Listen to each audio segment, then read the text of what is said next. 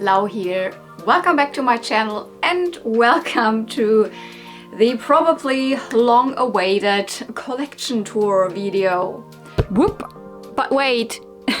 Yes, you're not watching the same video twice. No, this is just part 2. I was not intending to do it like this, otherwise I would have filmed a separate introduction for a second part. Now I don't have any makeup on and that's why I'm not showing myself in front of the camera right now. But yeah, I needed to split it. It's just really too long this time. So if you're here, or if this was the first video you clicked on, maybe you want to go to my video from like last week, because that's going to be part number 1, which shows you all of that, all of this wall. Then we went into the bedroom where you saw more of my action figures, but also my modern Barbies, because I'm a vintage toy collector, but I have a couple of modern toy lines and modern dolls. So that's what you saw, and then we definitely ended up with the plushies here on the couch. But this is just about half of my collection, because I have all of these Barbies that we're going to have a look at right now. Not all of them, because I have a separate Barbie collection video, but it's still, I'm going to talk about what I show you.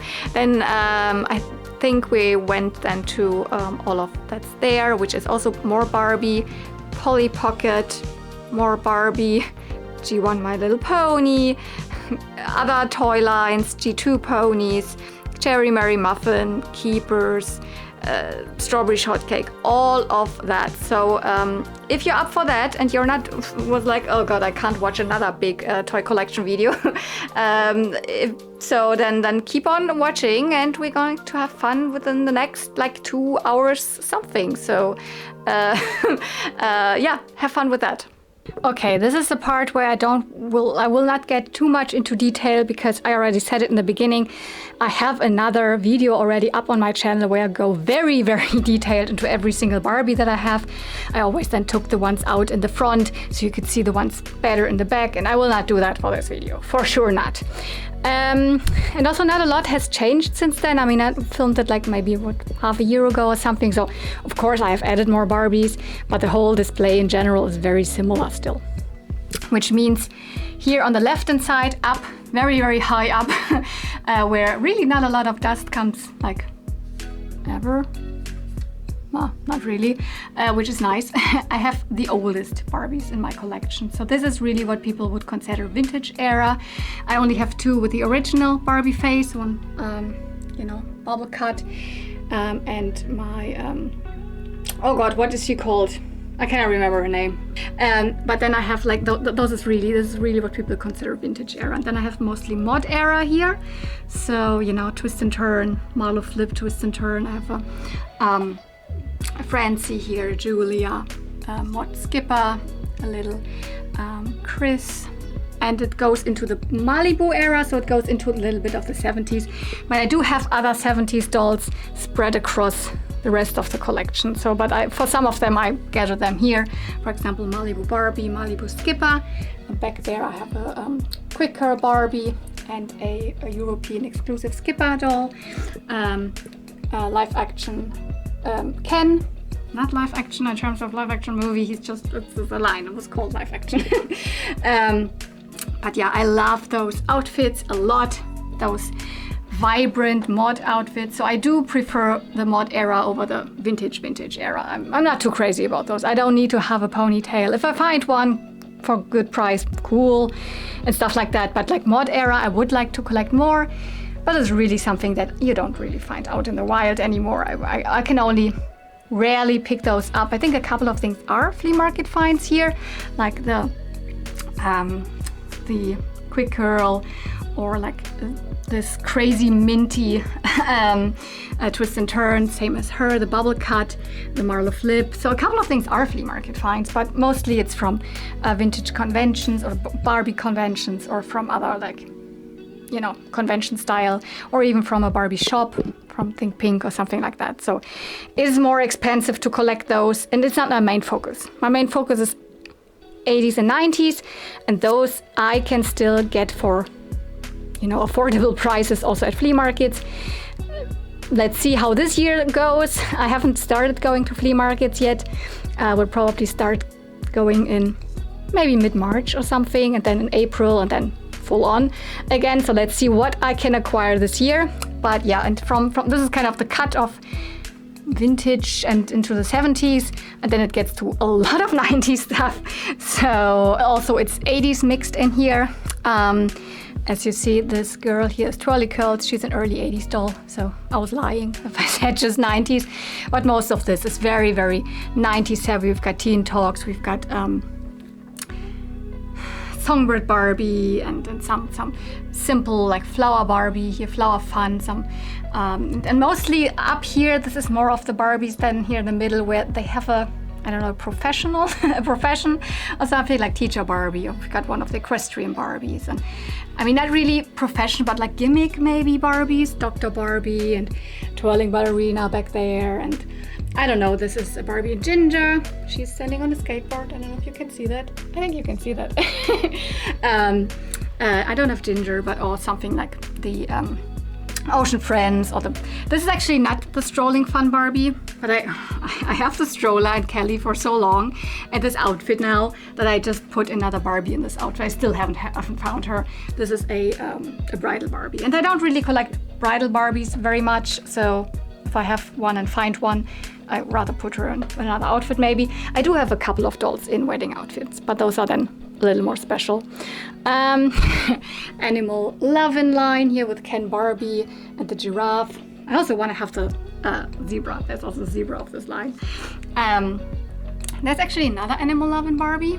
Here I have two. Probably she will at one point get out of the display if I want to have space more for others, but she's in a very pretty other outfit here. But this is the one that you saw in the video where I did her hair. So this is this girl. She's in a full-on correct outfit. Oh my goodness. And now we are getting to the point where it is really hard for me to reach those Barbies.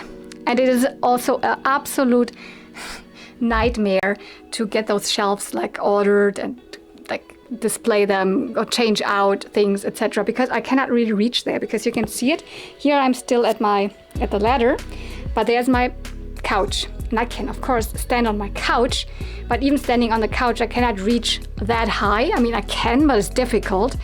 And I, of course, cannot put a ladder on the couch. I mean, that's a little bit too wobbly. So I will now step on the couch, but I hate reaching those Barbies there. I absolutely hate it. So I have to really stretch my arms because it's so hard to get there. So there's some more budget Barbies in the front here.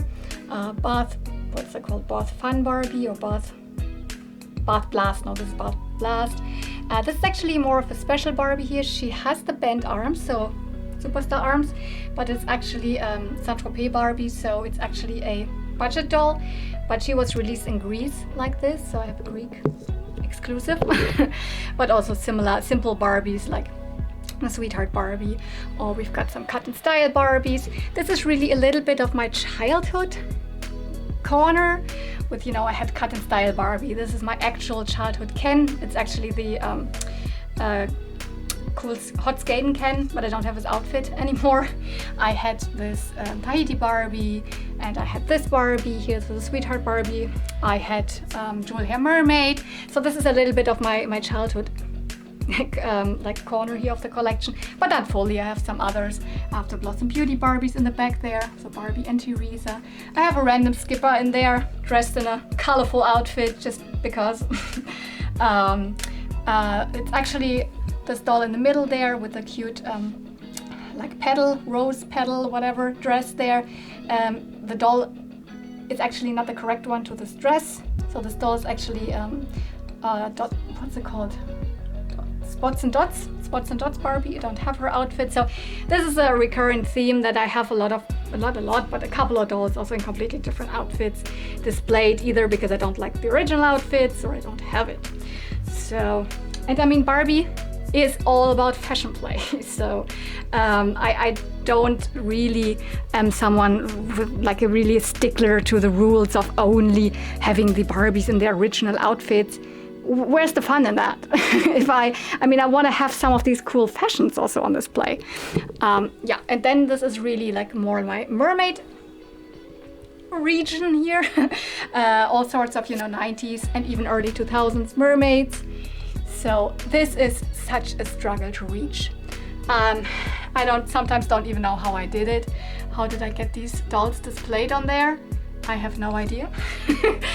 It's very hard to get there. And there's another fairy, there's the bubble fairy way in the back. One of the rare occasions where I actually do have a doll with the Generation Girl face, same as here. I mostly step away from having dolls of that era. There's another one of this era. Yeah, so, but mainly I collect the Barbies of the era where the main Barbie had the superstar face.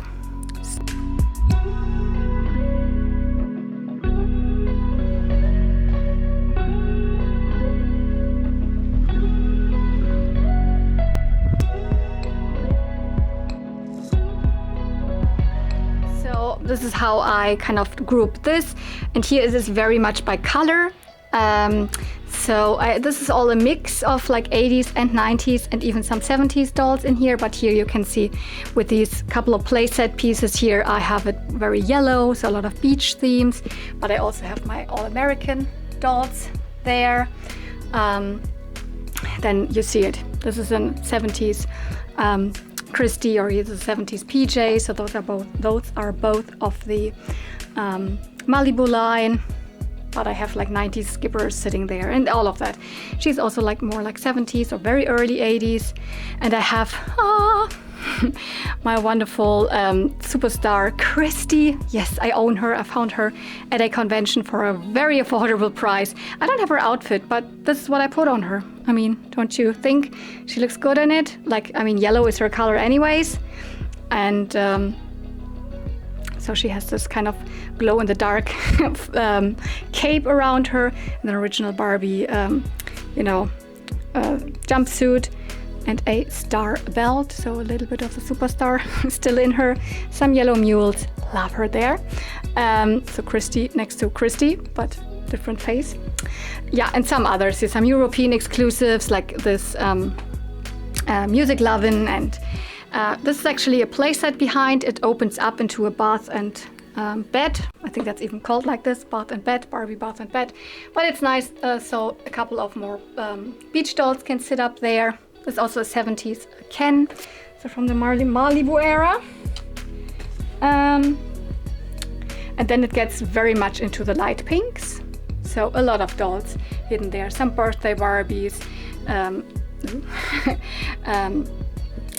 Style Magic in the back there, Sweet Roses, or whatever you want to call her. It's very difficult which doll it actually is, under which name she was released. A couple of like budget dolls in the front, another birthday Barbie here, Sparkle Eyes.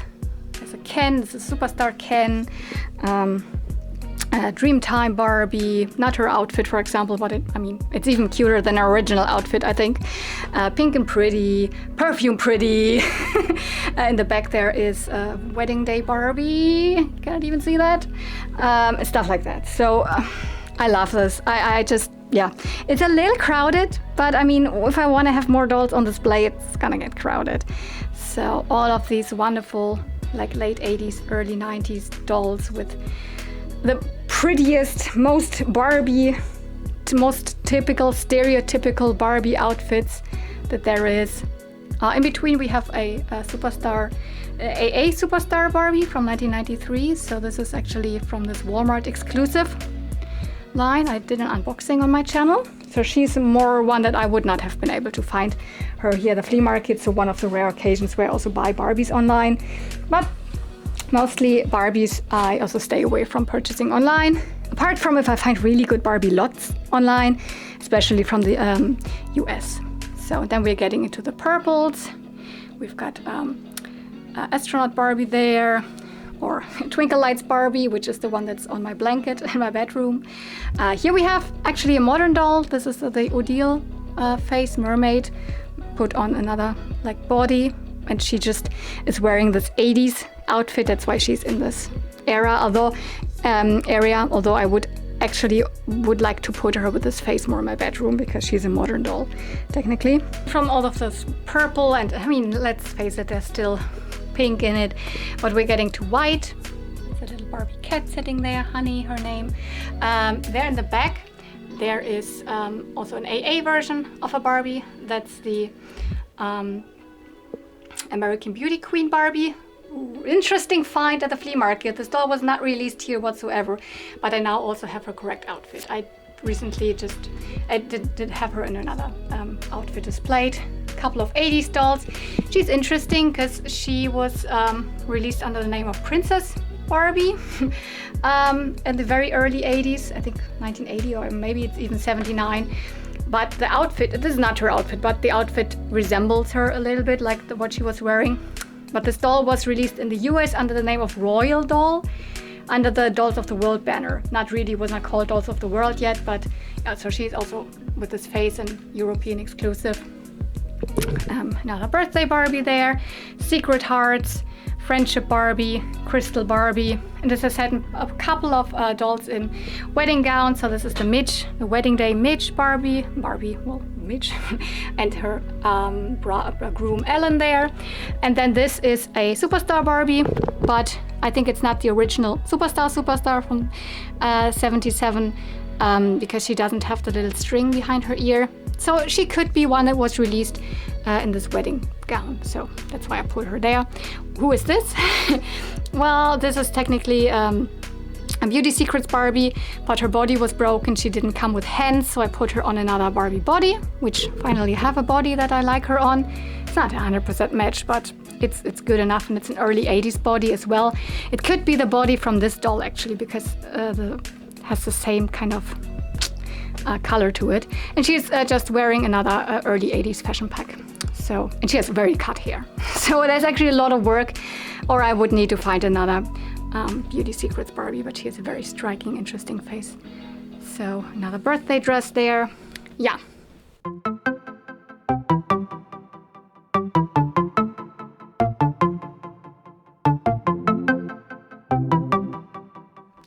Down there, here I have mainly like red and black and a little bit of gold. I have this one bigger size Barbie here, which is a super size Barbie from the late 70s. And then we have a Skipper here. We have another Malibu Christie. And yeah, I cannot talk that much. As I said, I have a very detailed video on my channel for all of those. In the back there are two variants of the same doll. I don't have that very much in my collection, as I have it with ponies, where I have the same pony in there, and it's just a, variant. But for some Barbies I do have it. I mean, both of them are Loving You Barbie, but you can see it from the faces. They look very different. They are different country productions. So here's my cute, which I actually don't find this face for Skipper very cute, but with this outfit I put together for Jewel's Secret Skipper, I really, really like it. And then here's my favorite 80s girl, Peaches and Cream, probably a lot of people's favorites, surrounded by some ballerina Barbies, an early 80s one, a mid 80s one. And now you see it's not super sunny outside anymore. Immediately it gets darker in my room, so need to move the lighting a little. So here's where a lot of the famous 80s girls are residing.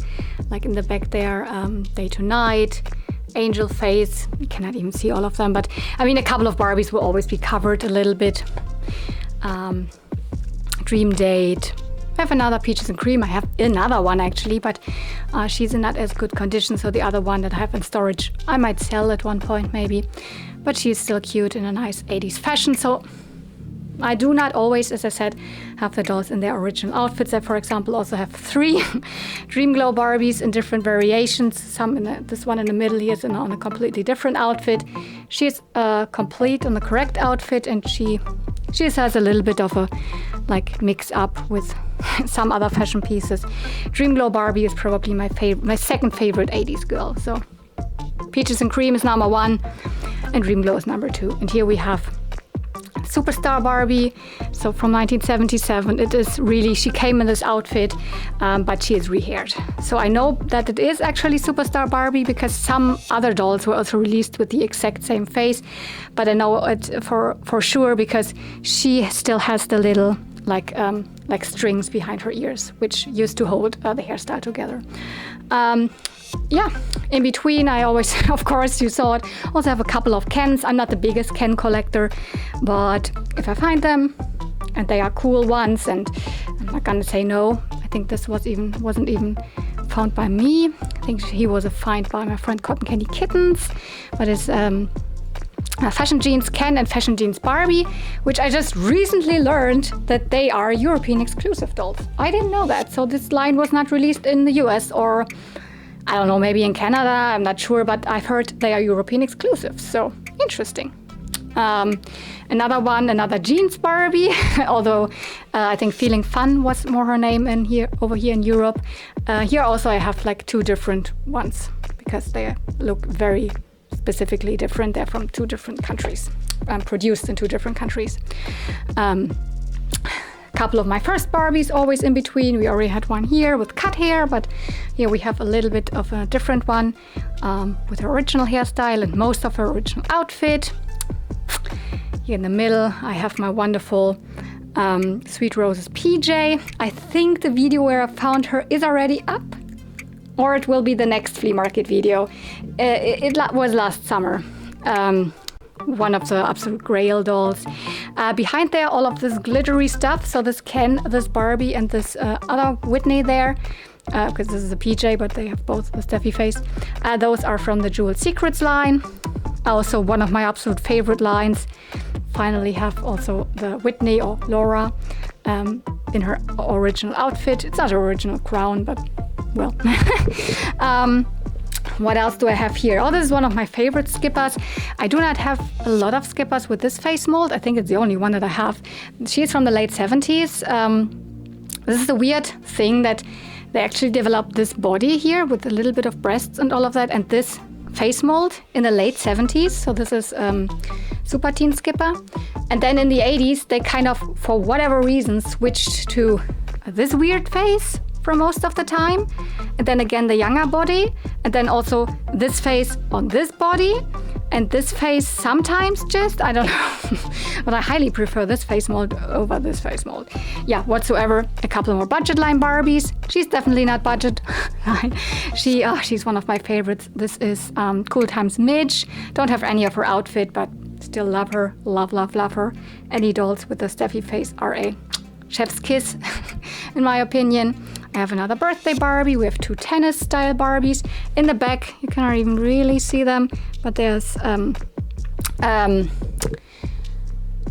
Great Shape Barbie. It's actually not Great Shape Barbie, but this doll is wearing her outfit. I do actually already have Great Shape Barbie, but she's in need of rehair, so that's why there's another one on display. But there's Great Shape Ken next to her. Because these dolls were actually in my Toy Story collection before. But since I have put away my Toy Story collection, but I don't want to put away these dolls because they are actually vintage old dolls, they are now in here. Holiday on Ice Barbie and Ken, or Ice Capades in the US. Style Magic, also Super Style. No, this is Style Magic. Super Style was the other one. So this is the American release of her. A couple of Skippers. This is all that comes here as more 90s. We've got the Bubble Angel Barbie, we've got the Angel Princess Barbie. Oh no, this is very 80s. We have the Heart Family here, which is not technically Barbie, but I mean, they come on Barbie bodies and have Barbie faces, so it's a family line. Dream Date Skipper. Another ballerina one, my first ballerina. Here's, this is where my, lovely Polly Pocket Stacy is living. She was one of my childhood dolls. Not this one, but I recently got her for my birthday from my friend Cotton Candy Kittens. Crazy present. I love her so much. She comes with little Polly Pocket dolls. But yeah, I had this doll as a child. And behind her here, we've got another beach skipper. Which one is it? It's a Wet n Wild. I think so, but she's wearing something else. She's wearing another skipper fashion because I don't have her bikini. Another style Barbie. So budget line, but cute outfit. And this is actually totally Yo-Yo. Courtney, she is already the era where Skipper was then taller. But it's not Skipper, it's her friend Courtney. So she's on a teen Skipper face and body, but with red hair, so Courtney. And she's actually the totally Yo-Yo one, but she's wearing the cool sitter outfit from the teen Skipper. So there's that. And she has 3 babies to babysit. Poor girl.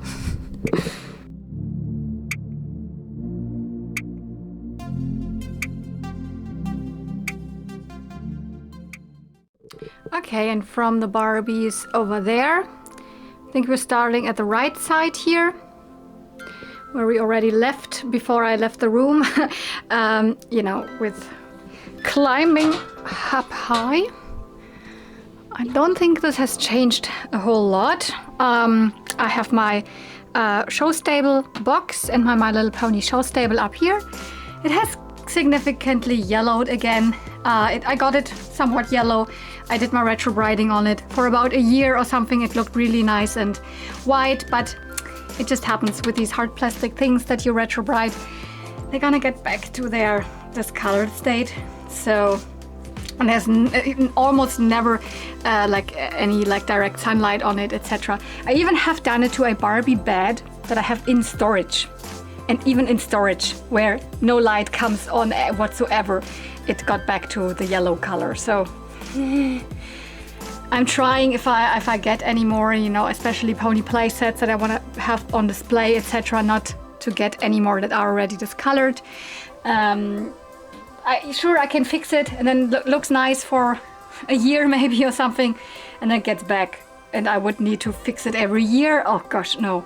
So maybe one day I find a better version than this. This is not horribly, because it's like overall still pretty okay. It's not super yellowed, and it's not yellowed in specific areas, just it's all over, but whatever.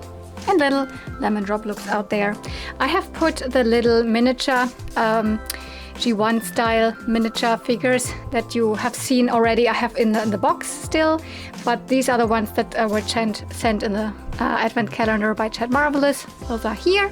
And I have a couple of other My Little Pony playsets here, like smaller ones, like this bathtub here, the scrub-a-dub tub, and the baby, what is it, crib. And I have a little pretty playset there. It's more like a carrying case / playset. You can put it up, like open it up and it becomes a playset, or you just carry around your little pretties. This was a weird find because I found it at a flea market, although little pretties were technically not sold in Germany, but yeah. I have a couple of ponies up here. She is wearing actually a Fashion Star Phillies outfit. This is Lickety Split. I actually have her for someone, but we wanted to trade again, but I think she has fallen out of collecting ponies, or like it's not her priority anymore, because she has like she is a mother now, so I don't know if she even still wants this pony if we ever get to, because she's also selling part of her collection. But technically this European Lickety Split, this Italian Lickety Split is for her, but I always have it up here for over a year already.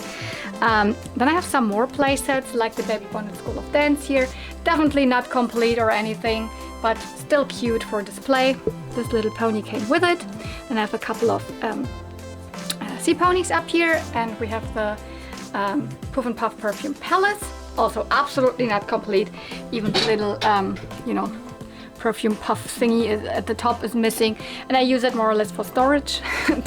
You can see there's lots of bags in there with other My Little Pony accessories.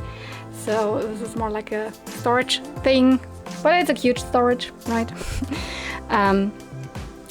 Then here, I think none of that has changed at all. Maybe I've added a sea pony there or something, but this is the area where I mainly have like sea ponies, baby sea ponies, a couple of pony puzzles in the back, and another pony playset. This is the waterfall playset with Sprinkles, which is the pony that came with it. And then, you know, already another baby sea pony here. Yeah, I think this was not here last time, but because I've gotten this floaty from Zelina. She found it at the flea market, so from Vintage Gaudi. And also up there, I think it looks exactly the same. So in the middle there's another version of the Pretty Parlor, which the normal version was in blue, and this is a later version that was released, I think, mainly in Europe. Then I have a couple of DVDs here from, here's the Care Bears movie, here's the G4 My Little Pony movie.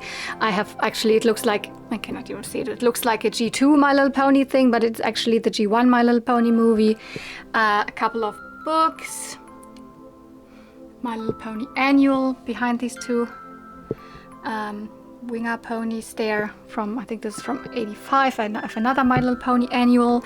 So those annuals, those are like the comics that were released during that year, put together into a hard copy book.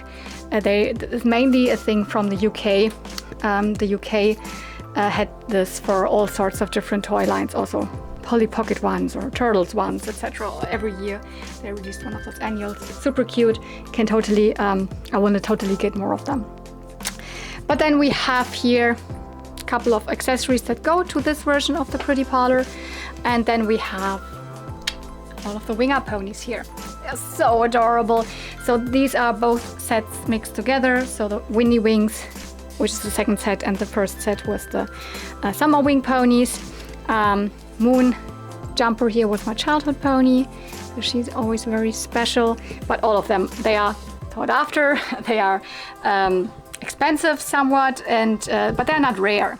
They were released everywhere. But yeah, I have the full set. I even have a couple of doubles of them, which also makes sense because depending on the country release, so these are two different. One is Hong Kong and one is China, and they look a little bit different. The wings are either more translucent or opaque, etc. So the collection is not done, but I have technically every single one of them.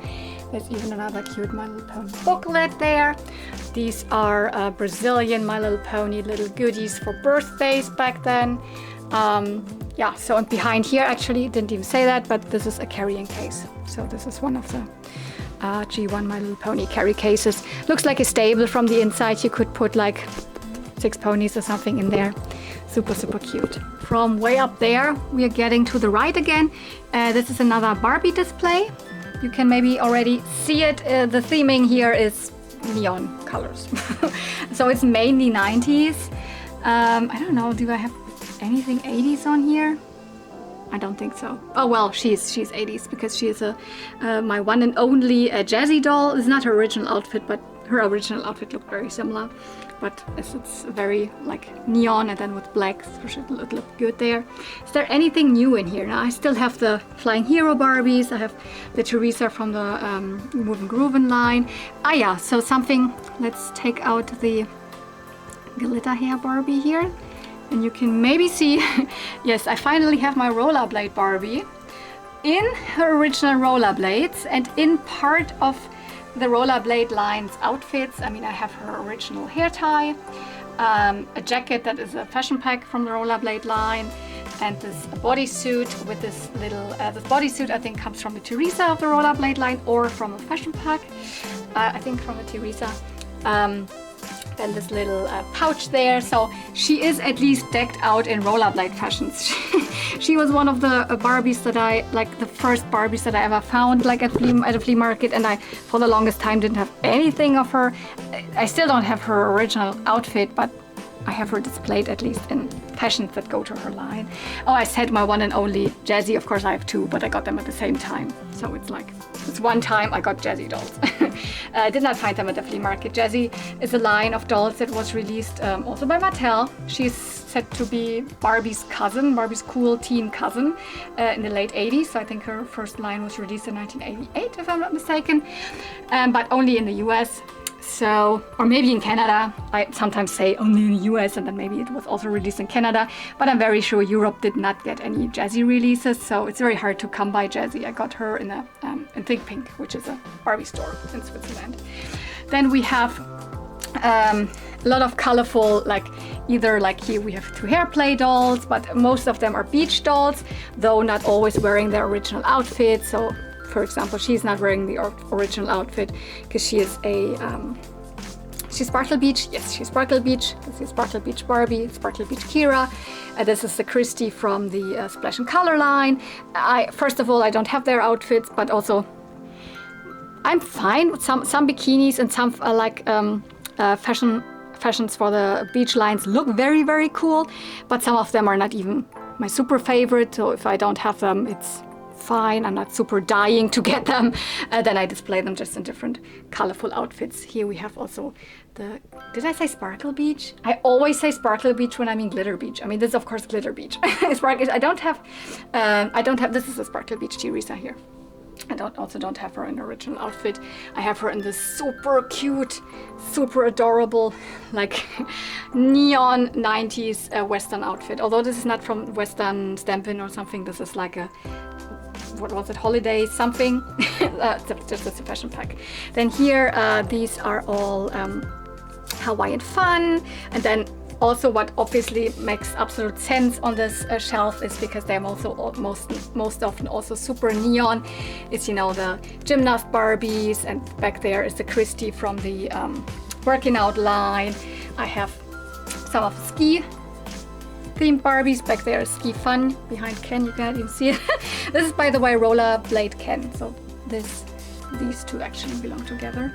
But this Midge here is the winter sport Midge.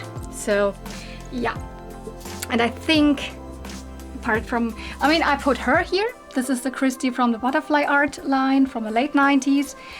She was sitting somewhere over there. She has joined this neon crew here, but other than that, I think Glitter Beach Skipper has joined here. But yeah.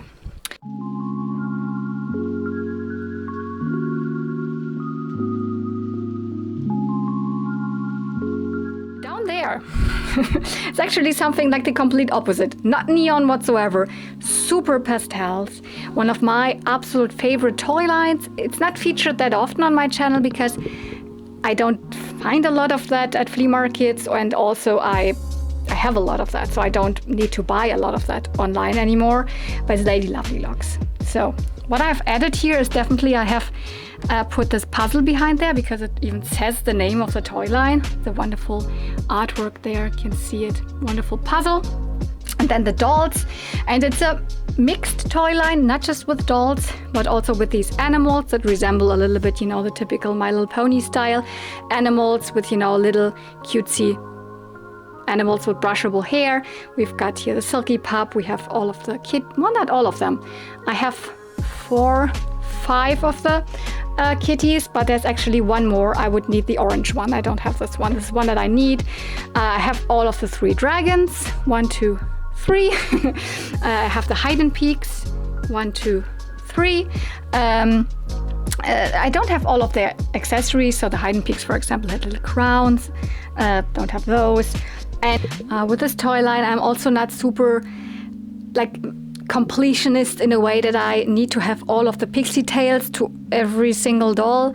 I just want to have a lot of pixie tails. So pixie tails are these little clip-on animals here with a long strand of hair. I don't know, here you can see one. And all of the dolls, the animals, and also the separate fashion packs came with a couple of them. There's different animals, like this is a rabbit, for example, here. Here we've got is it a seahorse? I think this is one of the seahorse ones. Here's a bird. Here's another rabbit. Here's another bird. There are also chipmunks and mice. And depending on which color and blah, blah, blah. But it's very, very difficult to really pinpoint which doll came with which colorways of these animals. So I gave up on that. I know that the main Lady Lovelylocks mostly always came with rabbit. Same as the silky mane, the horse in the back there, etc. Or I don't know, one of her friends came always with birds, but I don't need to have the correct colors because there's so much variation. The same doll was sometimes released with completely different colors of pixie tails. So I gave up on that, but mainly like she is, for example, from the second wave. she is more sea themed, so it makes sense that she has like the sea style pixie tails in it. And for example, she was released definitely with butterflies, so I have her with the butterflies in it. And I have double dolls in here, which makes sense. The doll line is not really big, but there's more fashion packs also. So I have a couple of dolls here just in fashion packs. So this is the same Pretty Sparkle Lady Lovelylocks as this one. I think she's a different country release because her country production, because her face looks very similar to hers, but it's the same doll. It's the only Lady Lovelylocks that came with tinsel hair, but she is in a different outfit. This is the original outfit as a fashion pack outfit, for example, or this one here. This is technically the same first wave Lady Lovelylocks doll than her in this original outfit, but this is a fashion pack like from the masquerade one. She also has the mask. This is a different release. She is the ballerina. This is also, I'm not sure if those are really the ballerinas or if maiden fair hair. Here is both of them are maybe the normal release. I think this is definitely the normal release, the first wave one, because I found her in this dress. Maybe this as well. So it's sometimes not as easy to differentiate which version of Lady Lovelylocks it is.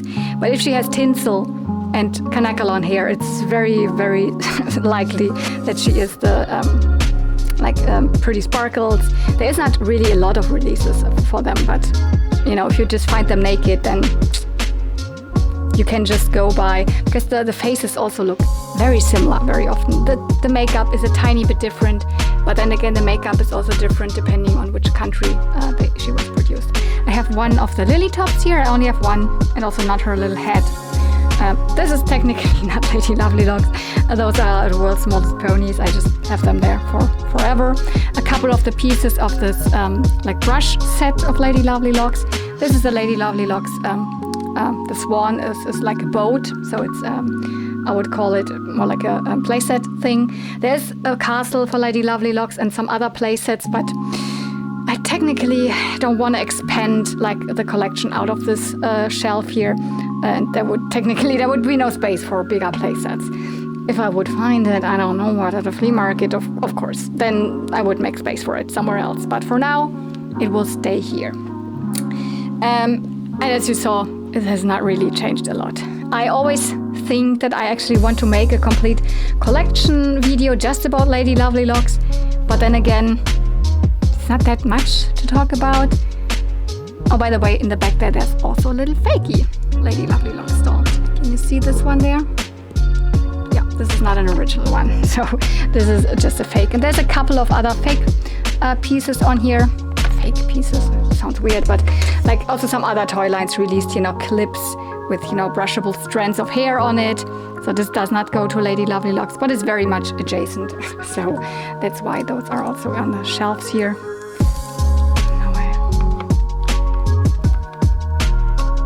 Probably don't get this in again, so I need to stop the camera. Oh, haha, it holds perfect. So down there, Polly Pocket. I can already tell you, not a lot has changed. I have fallen out a little bit of Polly Pocket collecting. The biggest reason for that is that I have a lot of the Polly Pocket sets that I want to have. There's not a lot of things left, and then Polly Pocket has gotten ponies have also gotten very expensive, but I don't know, it came to a point where I was just always I got very angry when I saw the prices of Polly Pockets online. And of course my collection also has evolved from flea market finds, and that's great, but it has been a while since I found something Polly Pocket related at the flea market that I didn't have. I do still come across Polly Pocket at flea markets, but it's mostly then doubles.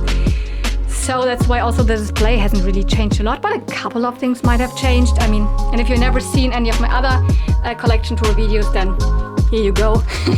This is more or less the busy Polly Pocket shelf. I don't know if I can call it like this, but the other ones are a little bit more, organized, just the compacts, etc. Here there's a little bit of different things, like the small books, the big Mermaid book. And we have here some one-offs that don't go to any other set, that are like single releases. In the middle we have the Disney castle, the Cinderella castle. Yes, I actually don't collect, same as I don't collect the Disney dolls. I also don't collect Disney Polly Pockets. But I wanted to have this one thing. I'm a huge Disney fan, especially I'm a huge Disney Parks fan.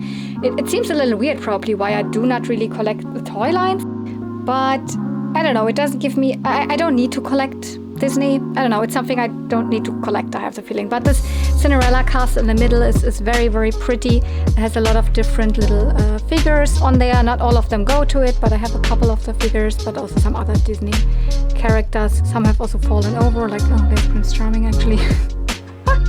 And I have one more Disney set, which is this. I couldn't resist, I found it at the flea market. It is a Minnie and Mickey set, and from the inside it reminds me also of Disneyland and stuff like that. So maybe I keep it. But yeah, right in the middle there's also some other things, a little bit Disney related. Those are like McDonald's little things. There's a little figurine that pops up when you open them. I have one more, there's like the Disneyland castle there. So those are not Polly Pocket. By the way, here's the carriage that goes to the Disney castle. This here in the middle, this is like a self-made, not by me, but my friend Tommy, little figurine of myself in the Funko Pop style. That was especially when I was collecting Polly Pocket a lot. That's why I'm holding a Polly Pocket compact. There's also a little bit of fairy winkles on the shelf, like this little thing, and then there's these little, this is fairy winkles, also miniature toy line. Not one that I'm super into. I might want to sell those. Oops. To have a little more space, for example, here. Yeah, what else? The animal compacts, the horses, some of the cars, so the on-the-go ones, not a lot. It's not one of my favorite lines of the Polly Pockets, but this was my childhood one, so I have it. This is a rather rare one. It's one that came with, you know, stationary things. I got it from one of my friends over in Hong Kong. She was a huge Polly Pocket collector, or probably is. But we have really not a lot of contact anymore, so, but I'm still so grateful for her to have sent this to me. There's also the doll in there, but it's not complete, but there's things in there. I have a couple of the smaller Polly Pocket things, like here we have two of the barrettes, or I have a couple of lockets. There's one, or this goes actually to a ring. Here's another locket, you see it. This is one of the McDonald's Polly Pocket things. So it's a whole hodgepodge, that's why I mean this is like the more busy one. Yeah, the jewel ones. There's a couple of stacked ones up, like the money box, the pencil case. Here are the more elaborate, you know, with the gold details. So, but mainly my Polly Pocket collection is just vintage. I mean, I did not say that, but I don't go for the modern Polly Pockets very much. I have them. I have a couple of them, even still in box, but I never displayed them, so I guess I'm not really a collector of them. These are also super great. I think in this collection I'm only missing the big, what is it called? Jewel Magic Ball. I don't know if I will ever have it, but these are so lovely. Those are a little later in the line. See, I don't even say the names really, because I'm like, don't even remember the Polly Pocket names very well, because if you don't really take a lot of time and research Polly Pocket all the time and look for them online, etc., I'm forgetting the names of them. So like, I don't know, Starlight, no, Star. You see, I cannot even the name. Bubble Bath, it was not called Bubble Bath. This is also not called Sweet Rose. Was it Sweet Roses? Yeah. Behind there's also a couple of other things. Some of the modern jewel case, where I have a couple of the modern like reproduction Polly Pockets. Also this ring comes from this jewel set.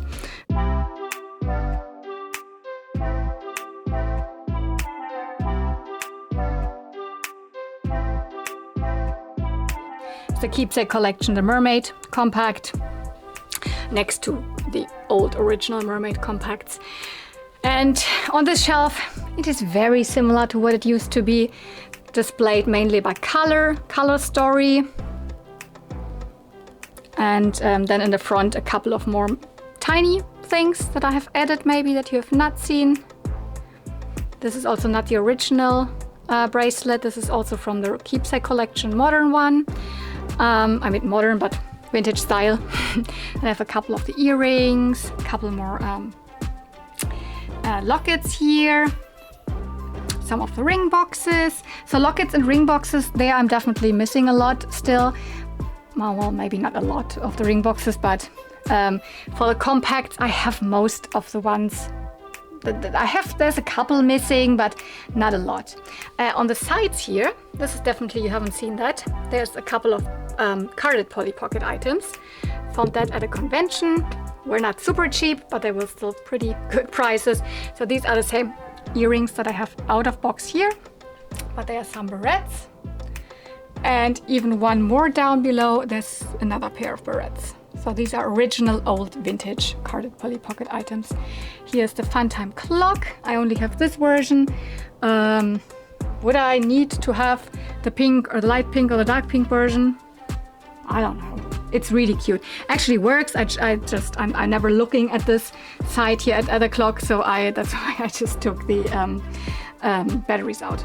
There's no need for a working one. This in the front here, you can always see it when it says Keepsake collection. This is also a reproduction of this one behind, but in different colors. That's why I go for them rather than not going for vintage reproduction ponies when they look exactly the same as the original ones. Why would I need the reproduction ones? But I think Mattel is doing a good job with Polly Pocket because they're never releasing exactly the same. They're releasing the same with different dolls, with different colors, a little bit more modernized, because here's a star and this was just a bow. There was no star in the front here. Yeah. Oh yeah, and in the front I also have, this is an original Funko Pop Polly Pocket. More miniature things here that also are from separate like sets that didn't come from any compacts. This is a ring. So with a dolphin here.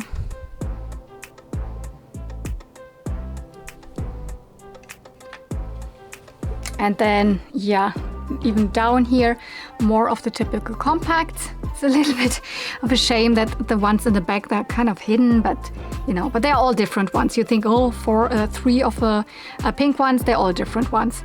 And also these are different. They're not the same orange ones because this is just a variant of this. This is the same from the inside, just with different colors.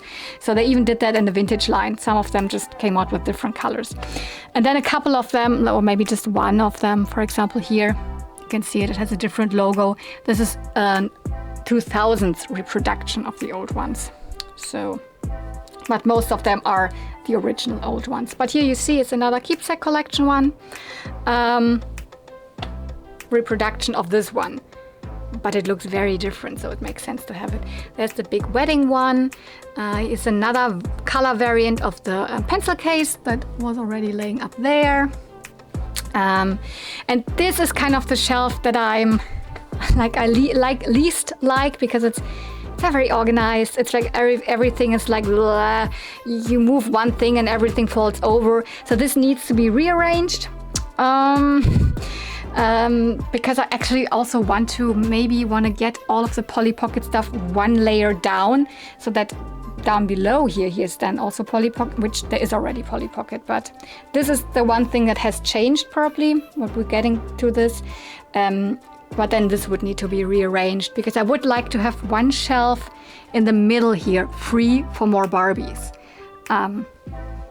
But this is something I rearranged so much during the last month, etc., or since you've seen it especially, but this was a thing that I haven't tackled yet, because I also don't have the super good idea.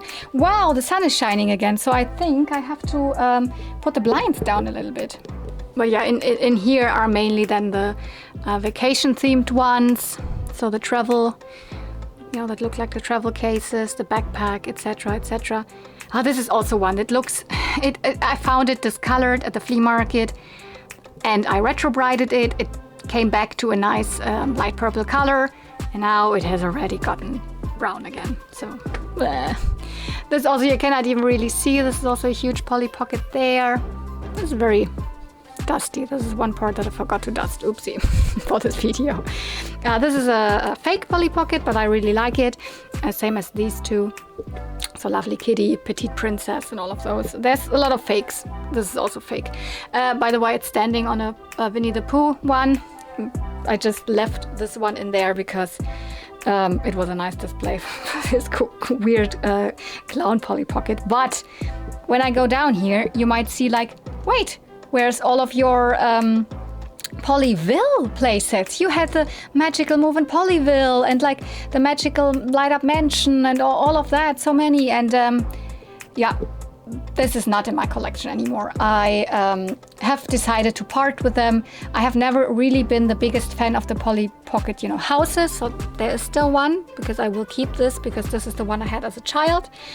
But the other ones, I was never the biggest fan. I much more prefer the compacts, and they take up a lot of room. A lot of them are very huge, and I decided to take them out of the collection. A lot of them I have already sold at last year at Toyplosion at the convention, and a lot of them I haven't sold yet, so they're still like in storage in my basement. So this was a lot what was on this bottom shelf. What's here now is actually, yes, this is another one of the keepsake collection ones, even the 35th anniversary collection of the birthday stamper. It is in such a cute package. I haven't had the heart to unbox it, but I will because I unbox all of my other ones and then I keep the cute packaging up in my bedroom. You've seen that already. But so far I haven't done it. I have even bought like separate ink because it comes with ink, but the ink is very, I don't want to mess with it. I don't want to open it up. So, but behind these little thingies there are stampers, and then yeah, this is so adorable. The colors are even cuter in my opinion than the original one. For this I don't have the original one for the birthday stamper because it's one of the rarest and most expensive Polly Pockets. Yeah, but down here I have my 3, or actually it's 4 because this is not a complete set, Mimi and the Goo Goo sets, a toy line that was made also by Bluebird Toys around the same time, early 90s. Also these things open up into little play sets, but they come with these little rubbery babies instead of, you know, the small Polly Pocket dolls. Can you focus? Yeah. And they are all super like, oh my goodness, the colors of them are like to die for.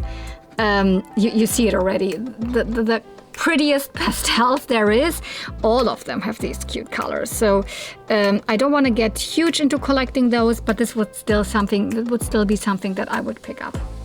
And most of them look from the outside always like little, you know, items that you have just in your everyday life. Like a boombox or, you know, I don't know, an ice cream cone or something. But then it opens up into something, or it at least reveals a little cute baby doll. Here's another Polly Pocket set. Love this one, the Pull Out Playhouse, although this is the one that has the makeups in it. I cannot do it with one hand, but ta-da-da. It's not the one where these things have Polly Pocket houses in there. Only the first layer, the top layer has space for play. The others are like storage. This down here is just, oh no, this is not storage. There's also would be a makeup compact in there. And then I've also kept this, although it's not a compact.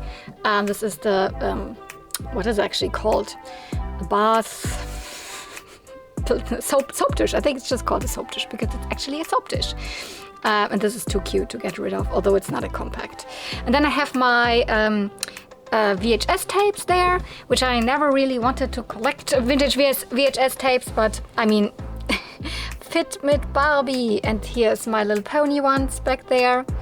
And here is Die Glimmerlinge, that's the Glow Friends.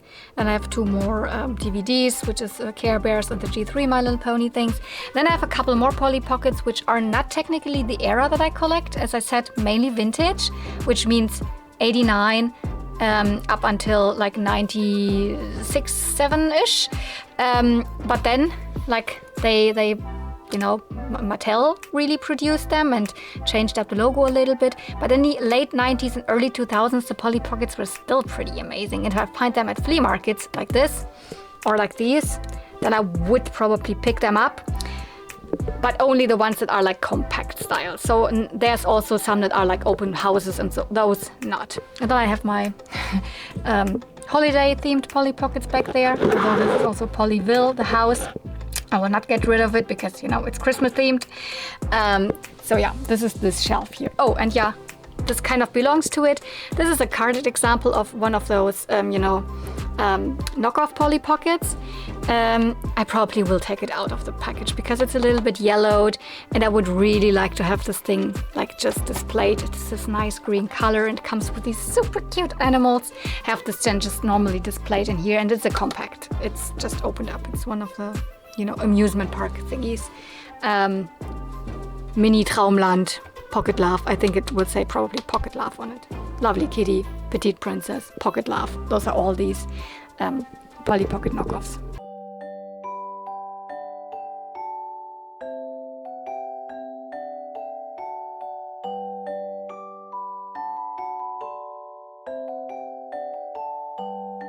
And while I was already down here, the next thing would be another My Little Pony, G1 My Little Pony display.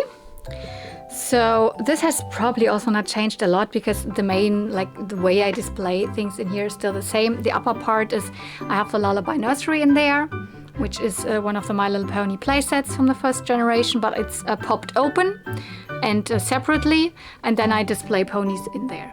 So a lot of baby ponies specifically because, well, it's the Lullaby Nursery. That's the pony that came with the Lullaby Nursery. It's baby Tiddlywinks. And then down, standing here, mainly it's family ponies or like ponies where I have like a mommy and the matching baby to it. Or like this Lickety Split family here, which is not really an official family, but there's 2 different versions of Lickety Split and like 3 different versions of Lickety Split as a baby pony, baby Lickety Split. So I have this, but then of course the official families, like the Apple Delight family here. This is not a family, but this is like a cute baby pony set, the baby pony and mini friends. But mainly in the Lullaby Nursery, there's like the newborn twins. So twins, twins, twins, twins, twins, twins, twins, etc. Not all of them have their companion, but most of them. I think I'm only 2 twins away, where I think I need the matching twin to this pony. And, or is it maybe just 1 that I'm missing? Oh my goodness, I might just be away 1 pony, 1 twin pony away from completing the maybe the newborn twins, although there were some separate releases from different other sets. Those I don't have, but yeah. And also some other single released newborn ponies, like this one, which was a UK exclusive from the Pony Activity Club or something like that. So those are a little more special. There's another one from the Activity Club. And also some that are not necessarily newborns or something like that. Like here I have one of the Peekaboo ponies, here I have baby Applejack, and oh, there's even the teeny tinies in there, so it gets even smaller than the newborns, of course. At the right hand side here, this is another one of the more rare German exclusive sets. I have 2 of them. It's a set of 3 ponies, so I only have 2 yet. Still haven't added the last one, but they are just, don't find them very often. They're very late releases, and if people know what they are really expensive. This is also one of my favorite baby pony sets, the Baby Rainbow ponies. Oopsie. And yeah, baby Lucky here doesn't really go to any family, but still a super cute boy. Matches a little bit here with the other boy of the this other family. And yeah, I have the rare carded pony items that I have in this kind of cabinet. It's only pony wear items because I definitely don't collect ponies on card. It's way too rare, way too expensive. I don't need that. I want to have the ponies out of the box, the card, etc. But for pony wear items, because I don't really like pony wear actually that much, I don't put any fashions on my ponies. But the card bags are so pretty. You see Mio Mini Pony. So this is an Italian released on card from this baby pony and adult set. I have another one down here. You don't even really see it that much anymore. This, I think, comes out of the UK. This is the UK version of this, the beach party. It is the same outfit. You can see it by the card art there with the head, with the sun head, etc. This is the same, but in the UK it came separately. In Italy it came like with two, so baby and adult pony. And I have one more. It's a carded pony wear item. And here we have one that even comes from Argentina. So this is an Argentinian one. This is even more special, and the artwork, oh, love it. It's actually one of those, costume ones, the little elephant costume. It even is a different color than, I think this costume was released in a different color in the rest of the world. Look at that, this is so cute. Yeah, Top Toys. So this was released by Top Toys. Who had the license to release G1, so the ponies, back then in Argentina. And of course now I don't get it to stay as nice anymore, but it's fine. I will fix it later. Down here, it's more of a normal display, with shelf risers and then ponies in the back, top. This side here, oopsie, is mainly the boys. So the Big Brother ponies, I have two, which is crazy to me still, but I have two of the Mountain Boy ponies, this and this, but the rest is Big Brother ponies, both sets mixed together. You can already see that I don't have many of their hats and bandanas. I have none of the bandanas, I only have one hat for tags. I don't know, I've never really made it a priority to collect the hats. It would be fine, cool to have a couple more, but I mean, the ponies itself are the main thing. And I have two little Weather Boy ponies here in the front. Those are not vintage, those are from the HQ G1 Custom. So not reproductions, but like new versions of G1 style ponies produced in a factory. And back there are the Secret Surprise ponies. I finally have the set together. Not all of them are in super good condition. This one has cut hair a little bit and is a little bit darkened. So I think this one's saddle is not on there anymore. It's broken off. And I have none of the keys because these ponies are a little more special. You can see in the chest area there, they have these weird things. This is where you can put on the key and then the saddle would open up. I have none of the keys. You can still open up these ponies. You just need a sharp object. And I have only one of those brushes and none of because they also came with a little separate additional goodie, like a necklace or like a bracelet or something for you. So I've also have none of that. But I at least have these ponies finally all together. Oops. In the middle here, there's still all of my Megans. Megan is the only doll character that was released with the My Little Pony line. And not only, there's another one, which is her little sister, why did I forget? Molly. Molly, her little sister also. But like the Megans, some of them are different releases. Like she came with the So Soft Sundance. She came with the normal Sundance. Megan always came with this white pony with the pink hair. And in the back there, left middle, this one, she is the twice as fancy version. But like this Megan in the front here, she is, I think, the same one that's sitting on Sundance there. I just have a double and don't want to get rid of it. She is wearing a glow-in-the-dark dress that has nothing to do with My Little Pony. It came from a completely different doll line, but it fits her really well. And yeah, even Molly there is not wearing her original outfit. I have the suspicion that might be a Strawberry Shortcake outfit, to be quite honest. Yeah. And baby Sundance, yeah, Betty by Eye. I don't have many of the, second set, so the European set of family ponies. I only have this little fella here, because you can see they have different hair. It's like horizontally striped, and I have one of the mommies here. One of my prized possessions. She's so pretty, and yeah, they are very expensive. One of the pony sets that I rarely can add to, so it's not growing very fast. Here's all of the baby Embers. So the one from Ember's Dream from the cassette tape with a star. and then all of the 3 other ambers that didn't have a cutie mark. This was a mail away pony, a mail order, the first mail order, and the first baby pony, where they kind of tested the water if baby ponies would be interesting, and they didn't even know if baby ponies would have like symbols already, so cutie marks. And then later on, this amber was released. She is a little different. She has done a symbol, a little star. These are also not vintage ponies, but this is a super cool set that recently, like maybe a year ago or so, came out. They are technically reproduction ponies, but they're not reproductions of any ponies that were ever released. They are reproductions of unreleased. An unreleased pony set from the 80s, the Celestial ponies, or like what were the original name was not Celestial. Celestial is technically the name that the fans then gave them, because it was known that there were prototypes out there, and like artwork was made for these ponies. You know, they have also these swirls on them, etc. And then, like Basic Fun, who is doing the reproduction ponies, who has a license from Hasbro, did them. They just did them. It's like amazing. And I think I have seen even new like prototypes that Basic Fun will do of ponies that are also not based on any specific old set, so not just normal reproductions, but they give us new characters. I love that. I will buy all of those, of course. Here are a couple of ponies that are in the bride pose. Yes, she has fallen over a little bit.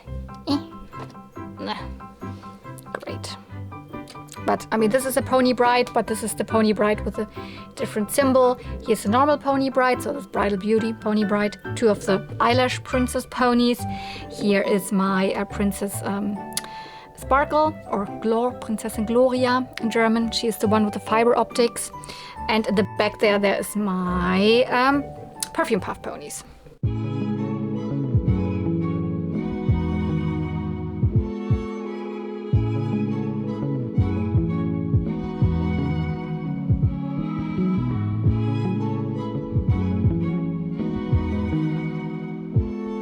This has also not really changed significantly or anything. It is still the area that I try to keep free from anything, because it's just a glass top here. It's from this shelf. But often there's stuff laying around. For example, right now I'm in the middle of rehairing this doll here. I'm making a, custom midge version of the deluxe style dolls, but I'm still not finished rerouting, because rooting a doll takes so long. She was the one, the Dolls of the World doll that was wearing this outfit. This is her body. So so stuff like that is often laying on here. I try to not to put clutter on here, but it just ends up there. Apart from that, I have these glass bowls or vases or whatever with brushes, miscellaneous 80s, 90s toy brushes, G1 My Little Pony brushes, G1 and G2 and G3 and G4 My Little Pony brushes, all Barbie brushes. So Barbie, the typical shell brushes. Here's also Barbie brushes in there, like this one, for example, or whatever, even this fish. But the shell brushes are all in there. And this is what I actually have decluttered recently. This is all doubles.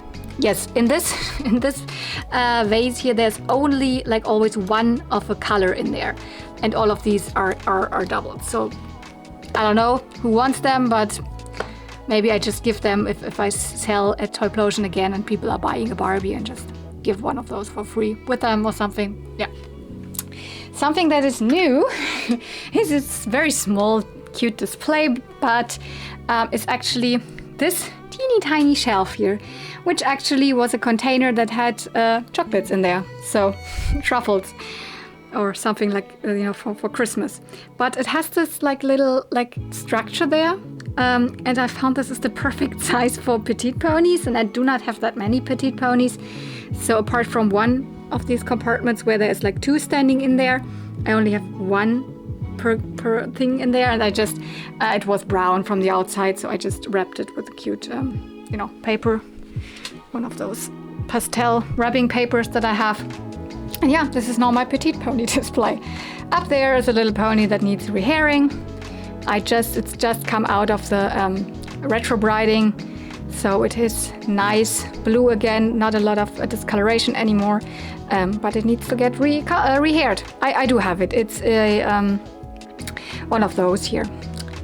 It is this little girl there from the baby rainbow ponies. Is it baby sun ribbon or rain ribbon? It's one of those. I think it's baby sun ribbon. Okay, more ponies. You want to see more ponies? Sure. Here we go. Another shelf that I have for a very long time. Not a lot has changed. I know I say that all the time. On the left hand side is all my sparkle ponies. A couple of them I have like the variant with the mail order variant and the normal variant, but mostly I have the normal variant. So I only have the mail order variant for Starhopper and for Sunspot.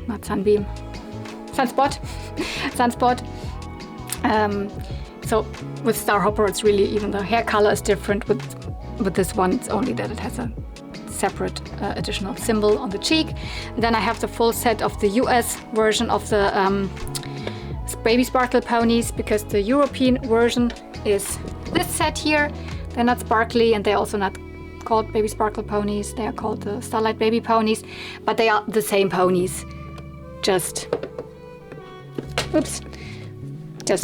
in a little bit of a different way. So the symbols are the same.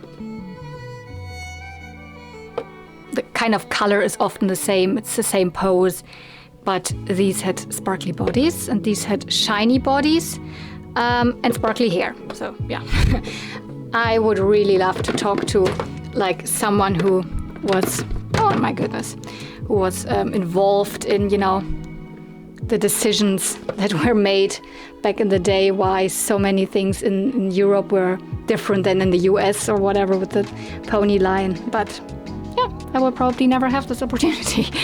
I actually have a double here of this pony. I completely forgot about this. It's so cute there, but I technically don't need a double. One of them is a flea market find. I think I found this at a flea market. But what is this set here in the front? Of course, one of my favorites. The baby pony in Pretty Pals, where you always had one pony and then another one that's another pony. So quite thought after set, also one of my favorites. I had these two as a child. So more favorites.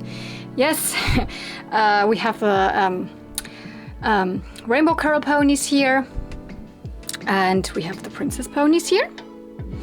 I only have like one of the second set princess ponies, which is Princess Dawn here. The rest is all first set princess ponies. I have a couple of the German variants. This is a German variant. See, she has the light beige, what is it, peach hair, while this is the normal variant here. And I also, they are very squished. You don't even see them very much. And Princess Tiffany here has the yellow hair. It's also a German variant, while the normal variant has white hair. And then I have a variant of this one, because this does not have fading pink hair. Princess Serena, while she has fading pink hair, etc. I love the princess ponies. I only have two of their little companions here. In Germany or most European countries, they were not released with those companions. They came in the US with these, what are they called? They're not called snuggle bumps. In my brain I want to say snuggle bumps, but nope. What are they called? Bush woolies. That's it. So they're pretty hard to find and difficult and online and America and blah blah, so I only have two. I have none of the dragons, because the dragons were actually just released with the princess ponies in UK, so no. Yeah. Here is the lineup plus here of the pony friends. So these are same as the baby pony and Pretty Pals. A set of non-pony ponies. And yeah, they are one of my absolute favorite sets, if not my favorite set. I only am missing Oakley. I have all of the rest. And yeah, also none of these were released in Germany. Most of them not even in Europe. I think none of them in Europe. Hard to come by whatsoever, expensive. I'm really working on the set, I can tell you. This needs to change very, very soon, because I mean there's so much space, so much unused space. I mean, I like how I display the Brush and Grow princesses, but there would be so much more space for other ponies. So I need to get myself some of these risers here, so I can have them. With these, you can always put one pony underneath, and I could even put a baby pony in front here. So that would be ideal if I would have 2 more rows of ponies in this. For now, it is a little bit of a mixed up thing. I have some of the adult ballerina ponies, all of the baby ballerina ponies, even a double, which one of them has pink hair and one has already faded the pink. I have one of the soda sipping ponies, one of the pony friends, and then this. I need to show it to you. This is Angel. I also got her from Nutty Barbie Girl.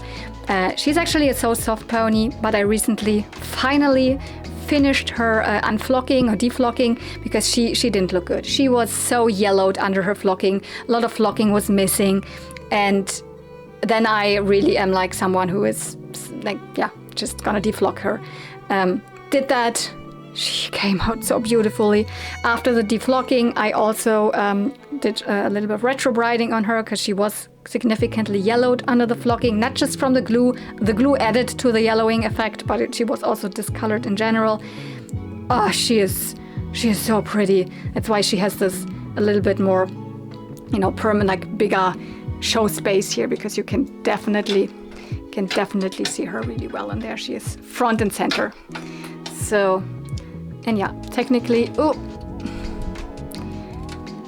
this is, oh, no, this has fallen down. I have added a new like light thingy in here, because the other one was broken, but I clearly don't have the best tape right now. It falls down and all of that, but yeah. Let's ignore that, because it's also now stuck between there. I will fix that later. There's one more thing that I could maybe talk about here. These are the Fabulous Hair Friends. This is also a small little doll line with super long hair. You can stack them next to each other, and I have never found them. I think they were sold here, pretty sure. But those came over all the way from the US, from again, Jen Marvelous.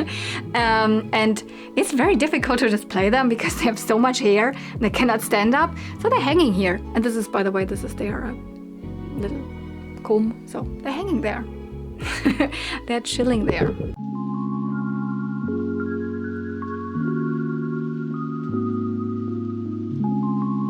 From this space, we are getting up high again. And now I need to balance here on my couch.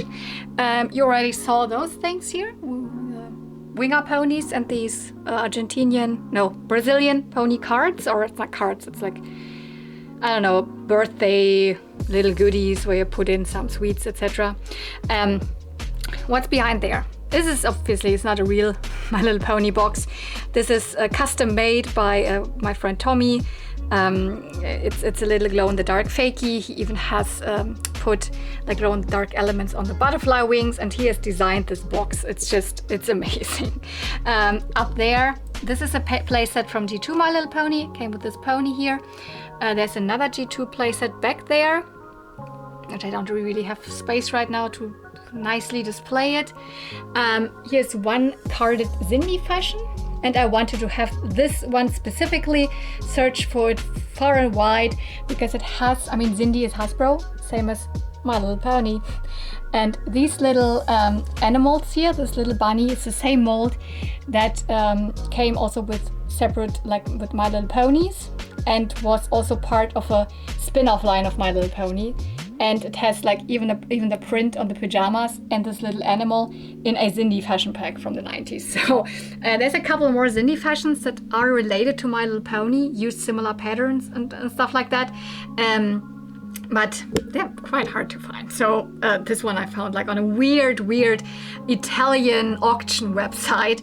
I mean, but I got it. It came here. I have it.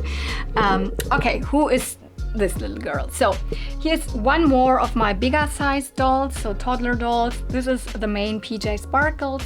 Love her. Found her at the flea market. She was probably one of the dirtiest dolls I ever found. And her bangs is cut, so she would have longer bangs. But other than that, she's working and she has her outfit. She's a little discolored, but not too bad. She even has her shoes. That's really rare, but she does not fit in this shelf anymore. She would fit in there, but it's too crowded. There's too many dolls in there. So maybe I have to get one doll, the Susie Snapshot, out of there because I'm not too crazy about her. And then I can maybe find space for her. But for now, she's just chilling up here because technically the upper layers here, the upper shelves, I want to have for pony playsets and like boxed items and stuff. And for now, she's fine here. So she's accompanied by another Sindy, but not a 90s Sindy. This is a 70s or maybe early 80s Sindy, still by Pedigree. Sindy was the main Barbie competitor in the UK, but she was also sold in other European countries. I think she did not really hit the market hard in the US. Very, very rare in the US, I think. I'm not super crazy about them. This is the only one that I have. I prefer my dolls to look a little bit more like Barbie. That's why I do like the 90s Sindy, then done by Hasbro a little more. But I found this. She was in a lot at the flea market. I picked her up. This is her original outfit. This is a ballerina Sindy. I even had these shoes from, I don't know where I had them, but I had them before already. And she can live with her. So yeah. Back there I have a couple more pony books, My Little Pony, little pamphlet books, or like these super small children's tales. Then I have a vintage Littlest Pet Shop by Kenner set here. I had this as a child. Some more pony thingies like these Presto Magics sheets. This came in a My Little Pony magazine. I have a couple of also My Little Pony magazine extras in there, like cards and stickers and stuff like that. This is the only petite pony house that I have, Piccolo ponies. Also a super generous gift from Tommy last year for Christmas. So not the last Christmas, on the one before, was a whole thing. He did a whole calendar for me, and this was kind of the main biggest thing. I leave it in there because there's so many small pieces that will fall out, and I have it. I leave it in there. I have a My Little Pony game, a stamping game, and I have another My Little Pony playset with the box. This is cool. Up there is another G2 thing, but this is a McDonald's G2 thing. So technically I would not want to mix G1 and G2, but we see there's a G2 playset, a little bit of G2. But the main G2 shelves are actually these two. I don't even have a lot of G2 My Little Pony things. This is the My Little Pony air mattress. And this is actually a new My Little Pony toy. This is a plush reproduction version of, you see it, Applejack. I did not want to have any of them, but I also got a sent for last Christmas from Tommy again. By the way, you didn't even really see it, but the little Takara Fakey reproduction from Tommy also is down there. So I have it on display. I didn't really say anything to it.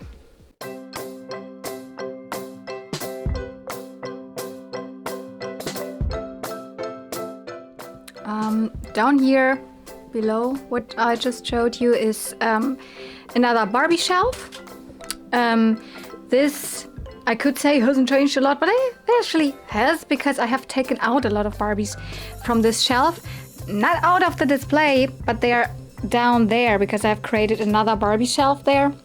And that's what I mean by when I was talking about putting the Polly Pocket stuff down one shelf, that I also have in the middle one shelf free for Barbies, same as I have it here.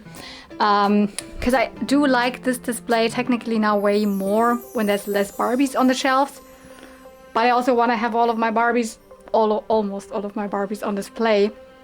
But for now this is like ideal. I love it. It has a mix of different lines, 80s and 90s. Some of it displayed group a little by color and theme, some of it by line. Starts in the front here with Totally Here, Whitney, Barbie, Ken in the back. And then it goes into the Benetton, Benetton Barbie and Benetton Kira in the back there. Not all wearing exactly their 100% correct outfits, and for example her head and all of that, she's missing stuff. I think this Benetton Barbie is complete. Yeah. And as the Benetton line has a lot of yellow and like red and primary colors, I have put this girl here. She does not belong to Benetton, not even her fashion belongs to it. She is actually a budget line from the mid-90s. She is the, what's it called, school spirit or something? School something. But she looks so good in this Paris Pretty fashion, and this is technically a color combination I do not love with Barbies because I want to have more pink and stuff, but here this little group looks very, very good. Then next is a lot of stuff from the Western Fun line. The dog, I even have another head here. The doll does not belong to the Western Fun line. This is a beach Kira, but it's a full outfit of one of the fashion packs. I have Western Fun Nia and Western Fun Barbie in the back. I even now have one of her earrings. Can you see that? She gets more and more complete. I think I'm only missing one earring and her necklace. I'm almost there. So lovely Western line. Then we are getting into a mix because technically there's a lot of Hollywood hair dolls. There's Ken, Barbie, Teresa, Skipper, and the dolls in the back are also wearing Hollywood hair fashions. So this Teresa and this Kira, though they are not belonging to the line, the Kira is actually the Camp Teresa, and that's why in the front here is also Camp Barbie. Not super crazy about the outfits of the Camp Barbie line. So that's why I, have never put Teresa in any of her fashions.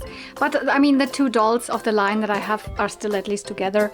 And then from the, Hollywood hair, which has a lot of gold, it gets into the, very gold era here. In the front, I have another girl, which I do not have her original outfit.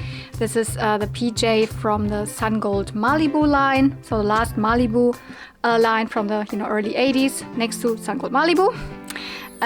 She is wearing her original outfit, but it's very, faded and all. But it's also very gold, so that's why these two are here. With the Super Talk Barbie there in the back. Golden Dream Barbie, so this is a very early 80s doll, so she's just here because of the color. Splash and Color Barbie there wearing a gold Fashion Avenue outfit. Disco Barbie, which I don't even know if it's really her, because this face was used on a lot of different dolls, but this is the outfit of Disco Barbie, so it could have been this one.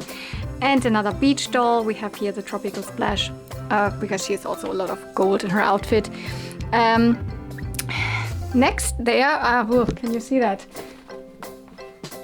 Is that light enough? It is still my Skipper shelf. I have Skippers everywhere in between as well, but this is the only shelf that mainly has Skippers and Stacy's. You could say, well, it hasn't changed, but it has changed because I have displayed them a little more spread out and more organized. Before that, it was just sticking them somewhere in there. So in the back there we have some earlier Skippers, and then getting to the typical, this is my favorite Skipper face, so 90s babysitter Skipper. Here's another babysitter Skipper. We have the first Stacy doll. We have Courtney and Skipper from the Pet Pals, sorry, Pet Pals line in their original outfits. The Courtney has cut hair, but she's still so pretty. No regret. I don't need her with the other hair. I'm super happy.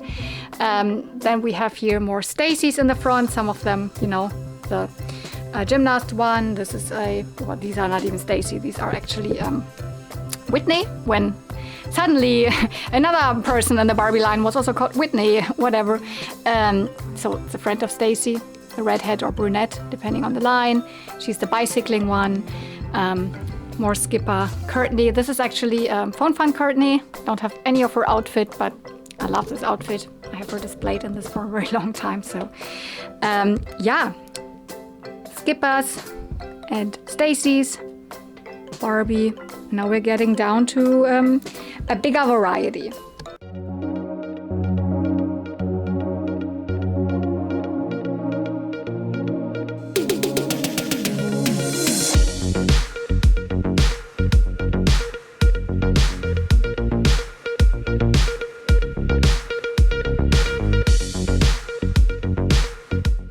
Technically know this shelf for a very long time. Even back then when I have like put these Billy bookcases up, this was the first thing that went in here. It's mainly Cupcake dolls play sets and some other Cupcake dolls things. I have switched up how this left side looks like, but it's also just temporarily because I want to have another Dufty's Charmkins playset in there, which I have purchased, haven't unboxed it yet, but this would be the best area to put it, I guess, because it's very white and a little bit of pink, I think, so this would look good there. So this will change again.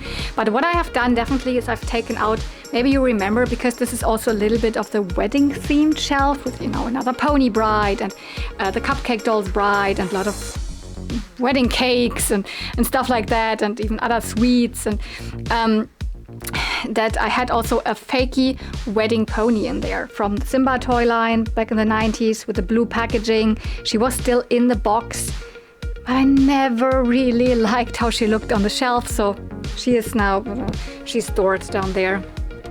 But I want to get rid of her, to be quite honest. She's cute, but she's not one of the fakey ponies that I like, and I especially don't like the packaging. That's why there's no blue on the shelf anymore, apart from a couple of spots of light blue maybe. But I have my Peppermint Rose doll. There's my one and only Fashion Star Philly that I have on display there. I have a couple of modern things also spread in here, like this Magic Mixies Pixlings doll. But then again, here's another Magic Mixies Pixlings next to another Cupcake doll. A couple of McDonald's Barbies on here. There's a Fairy Winkled Swan. This is again from the Cupcakes line. This is more modern, or like 2000s, 2010s, from this Palace Pets line from Disney. A couple more McDonald's Barbies, and there's one little set of fakies. Probably will also take this out at one point. Fakey kitties, which are probably meant to be fakies of, you know, I don't know, the Lady Lovelylocks toys or something. But the rest has not really changed, so all my little quins go in here. Everything that has to do with quins. Also this little card there, the party invitation quins. And I have another Magic Mixies Pixlings in there. This is a Cupcake playset, for example. Oh, it's little popples. Yeah.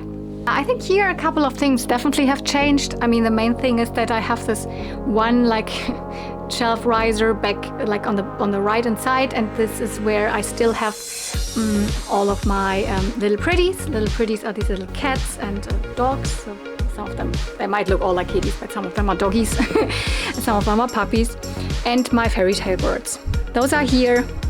It's not even big enough. I have a couple of fakies still of these animals, of these doggies, etc. Those I could then maybe take out of the display, at least the one in the very back and the one on the right. Definitely want to keep this one. But if I get more of those, then it will get difficult because there's not too much space left. You can't even see all of them really nicely, but yeah. Fairytale birds are those wonderful birds in the front here. Those are done by Hasbro, so they look very similar to My Little Pony. The little kitties and puppies there are done by Mattel, but they will also an attempt on getting into the My Little Pony market for sure. To the left, I mean, I have only one of them on the perch, so they are difficult to display if you don't have them. That's why they're like, some of them are falling over and all of that. And they have these super long tails. I mean, they're called Fairytails. That also relates to the tail. And it's kind of covering sometimes, you know, the other shelves underneath, but we're getting there. First of all, the left side has definitely changed way more. I don't even really remember what you saw at last. It was a variety of other things stacked on top of each other, which it is still, but I have definitely switched it up because I have put the little Charmkins playset in there. This I have it open, so it also doubles as a little shelf for a couple of the Charmkins up there. but underneath in the second like shelving unit there, you could say, there are the babies of the Shimmers toy line that I have, but it's such a cute playset. And this also goes to it. So this is the lid. You couldn't close, but it's open and it's a nice display for more pieces on it. So it is a hodgepodge of different toy lines. Let me go through it. At first, in the back there, I have another, the first one you see actually, 90s Sindy, so from Hasbro. It's a ballerina one. And next to her, kind of her sister, you could say, not a Sindy, but also done by Hasbro a little earlier in the late 80s. This is a maxi doll, my only maxi doll. Not a maxi doll outfit that she's wearing. I think this is a 90s Petra fashion outfit, but yeah, super lovely, super 80s. In front there is my Dolly Surprise, also very recent addition to my collection. Super cute doll line, have growing hair and very sweet faces. She's sitting, she's not that small, she's sitting there. You can see that. Because when she's standing up, she's almost as tall or as a Barbie or Sindy or whatever, so 11.5-inch fashion doll. But she's not really a fashion doll, she's more a hair play doll. And was also done by, I think she was done by Play School, so more of the Hasbro side of things, so not done by Mattel. In the front there, this is one of those weird dinosaurs, but I think it looks funny next to, all of these other very curly birds here. This is actually by Zap Creation. This is the Dino Bambino or Dina Bambina. I don't really like them, but I got this as a present from my friend Sui, and it is cute. I'm not gonna lie, it fits in very well with my collection. It's done by Zap Creation, so a company that mainly does baby dolls otherwise, but it's from the late 80s or early 90s. Then I have actually more dinosaurs on here. The one on the little buggy here, and this one, and this one, and this one. Yes, those are more of the Magic Diaper Dino babies. In the very beginning of the toy collection tour, you saw a couple of them up there. Yes, I have a couple more here. They are always super pastel, etc. Flea market finds, all of these four. I think the video has not aired yet. No, I think this is comes a little later. Spoiler, a lot of things here on the shelves, especially for flea market finds, are spoilers because a lot of the videos, like I'm very behind with my flea market videos, let's say it like this. What else is on here? My two little kittles. Those are, I don't even show it to you, up there with my 60s and 70s Barbies. There's another like old 60s little kittles. Why did I not focus on it? Whatever. But I also have the early 90s little kittles, two of them, super sweet, one in her locket, one out of it. Also from Canada, from Nutty Barbie Girl. I know a couple of names I say all the time: Nutty Barbie Girl, Tommy, Chad Marvelous, maybe Zelina, Vintage Gaudi, and Cotton Candy Kittens. Those names are like, I have to say them all the time because a lot of things I just own because of these people, and I'm super grateful for that. Like a lot of things I wouldn't even have access to, or I have not as much like luck at flea markets as some other people or whatever. But I'm also very proud that a lot of things I have acquired through, thrifting, flea market going, etc. myself, or like online purchases that I've decided myself that I want to have those things. So not everything is just gifted, but I need to say those names, and Sophie from France, and so many other people who have generously like gifted me things or traded with me or sold me. Mikuru. Wow, why did I forget her? Mikuru, oh my goodness, I have so many things from her collection. Let's keep it going with this shelf. What's this glittery thing? This glittery display thingy? This is actually a Star Castle. It opens up into a little playset similar to Polly Pocket. It's the only one that I have. Some of them are really big. They're very pretty. They're from the 90s, but I don't need any more of them. I have this one. There's the key. You can open it up with a key. I don't need any more of them. It's super fine. I have one super happy what's displayed on there. I think these swans could come from the Star Castle toy line. They were, I don't know, included in Polly Pocket lots or whatever. I don't remember where I got them. This little centaur there, or it's not a centaur, it's more like a deer girl. It's from the Shimmers line, same as her, same as these. A couple of other things here, like her. Lovely toy line, very hard to come by, especially as they were not sold in Europe. 80s Kenner toy line, but so pretty. What's this little girl there with a with a little gem in the belly? This is a Sweet Secrets, also a toy line that's not really easy to collect. I have often people commenting, do you actually also collect little secrets? I collect them together with not little Sweet Secrets, because I collect them together with Polly Pocket and looks cute and all of that. I would collect them if I would come across them easy.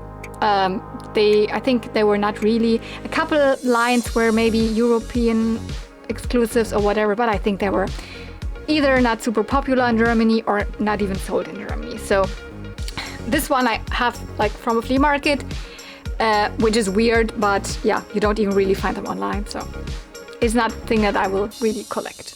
If it finds the way into my collection, I'm super happy. Here's another more modern doll, one of the Magic Mixie's Pixlings. Carousel Cutie, oops, by Tara Toys. No, I will leave it laying there. Another Glow Friend. Here are a couple of Blinkins that I have. 1, 2, 3. Super adorable line. None of them work, unfortunately, but oh my goodness, look at these little creatures. They are so adorable.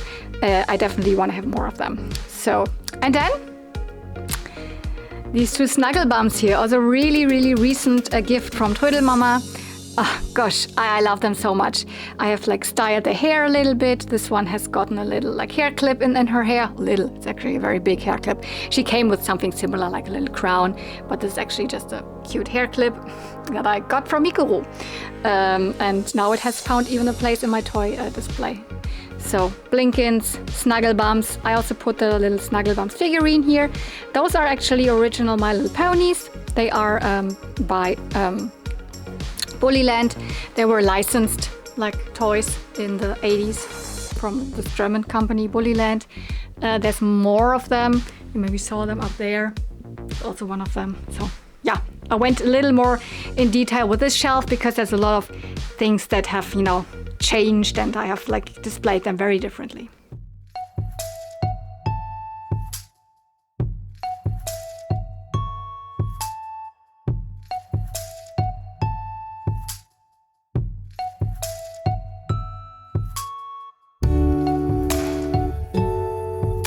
And this is also new. I was already talking about it. I split this Barbie shelf up into two. And this is now the Barbie shelf that mainly has all of the music-themed doll lines. The whole left corner here is Barbie and the Rockers. On the right-hand side, there's Barbie and the Beat. I also have my Lights and Lace in there. And then in the middle, there's also Dance Magic? Yeah. Dance Moves? No. Dance Moves. What's her name? What? Dance Moves. Sorry, Dance Moves. Teresa in there. She's not really music themed, but dancing goes to music, so she's not in a band or something, and she is like a TV music star, but so video star, so it kind of goes all with this, you know, super, music bands and dancing and blah blah blah theming. So all of those dolls will probably go on this shelf, especially the Rockers. I think this doll you haven't seen because I do have her, Dee Dee from Barbie and the Rockers, but the main Barbie, Derek, also recent flea market find. The two divas that I have, she is now 100% complete. Like, I mean, maybe not all of the cardboard cutouts and all. And I don't know if she probably also came with a microphone, so not a 100%, but all the pieces that go onto her. She has her ring, her earrings, the little things that go onto her head. Here's this other thing, the jacket, and even down to her toes. She has both of her shoes and both socks. Thank you, Zelina. Thank you so much for this one sock that I was missing. She found it at the flea market or whatever in the thrift store and was like, I don't even know what this one sock is. And I was like, I need this one sock. I need it. So This is the diva that I had for a longer time. She's the one where I repaired the nose, and you know, I'm not super good with sculpting, but it's fine. I mean, I would never be able to sell her or anything. Nobody would want her with this repaired nose, especially because I can't really match the color super well. But so she is just sitting in another Barbie and the Rockers fashion. It's not a full fashion pack, it's like a mixed thing. This is the second wave Barbie and the Rockers with the real dancing action, but in another Barbie and the Rockers fashion. And then we have Dana, also in part of her outfit. Like this top belongs to her, the rest doesn't. But yeah. Oh, and she is not even a Rockers doll. She is the what was her name? Garden Party Barbie. And I technically have got her for someone else, gotten for my friend Victoria, but we haven't really had a lot of contact yet. After I got her, and I don't know, I wanted to have a doll to display this outfit. It's not a full Barbie and the Rockers outfit, but I mean, it looks so good. Come on. Jacket, the shoes. Yeah, so at one point maybe this doll will be replaced with another one, but I just wanted to have this outfit on display. As I said it already, dance moves. So if I get any more dance moves Barbies from, there's 3 in the line, or at least 2 in Europe, I think. Not sure if the third one was released here. But I have the Teresa for now. The cool thing is they can stand up without, you know, without stands, without Barbie stands, because the shelf is a tiny bit too tight. If I put Barbies really on stands, I mean, I have to maybe then squish them in there somehow. I mean, it works. Because I also had to change the height of the shelves. I had to put things down so that this gets bigger for Barbies, but I couldn't do it much bigger, then I wouldn't have any space more for this and this. And now this is even the one that you cannot change. You can only change this. But if I would put it one more down, you wouldn't even see those anymore. So I think this was the best that I could do. Barbies fit on the shelf, but not super good. Especially not if they are on stands, because then they are elevated up higher. Here is the line of Barbie and the Beat. We've got Christy. She is fully complete thanks to my friend Zedina, who had so many doubles of her fashion pieces and all of that. Even the doll comes from her. Then my recent find at the Barbie convention, the Midge of the Barbie and the Beat line. She has a little bit of cut hair, but you don't even really see it. She's definitely missing her earrings, which is sad, but I have most of her outfit. I had most of this outfit. I found her like without anything. I had this outfit for a very long time, so I'm now happy to at least even display it on the correct doll. This is the Barbie from the Barbie and the Beat line, almost complete, not fully, but at least she even has her like weird hair piece. And there's another one, and she is a country variant. Look at her face. And look at this face.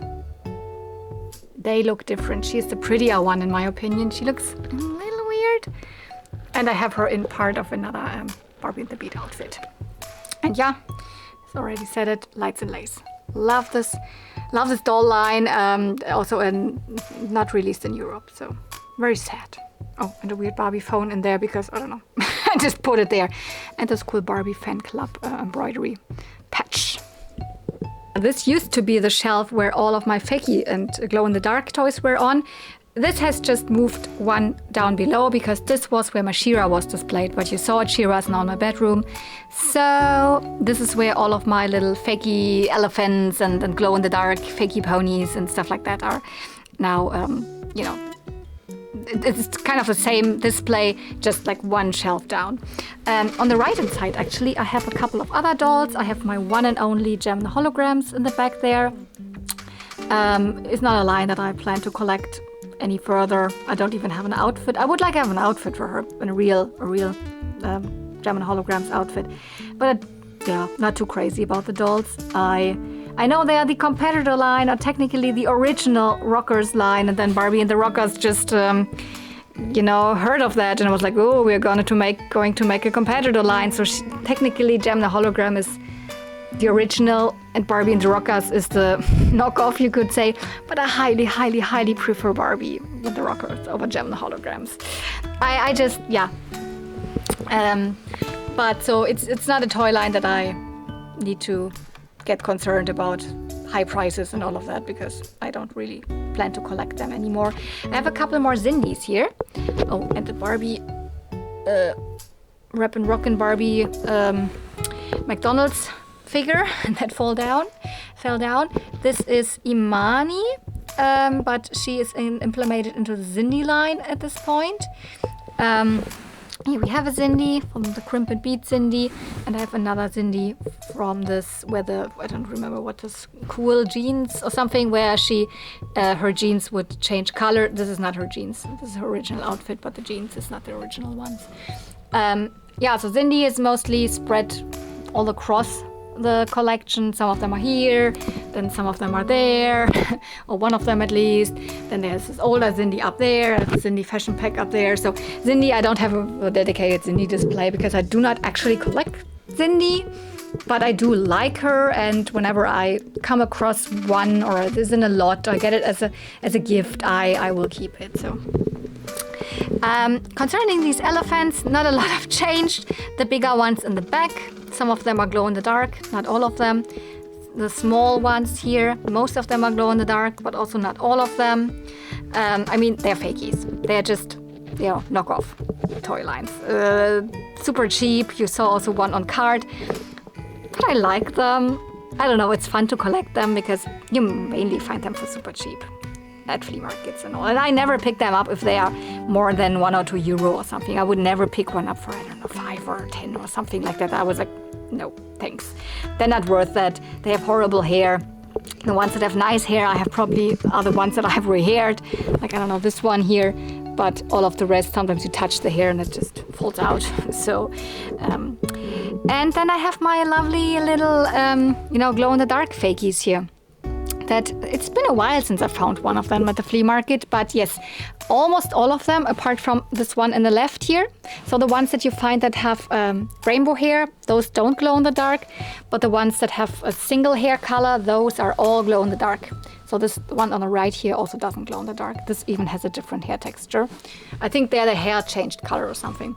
But they are all these little baby pony Sternwind, I think that's what they were called. They are done by Simba. Some of them might have been done by other companies, but it's always this little donkey mold. So people also call them donkey fakies.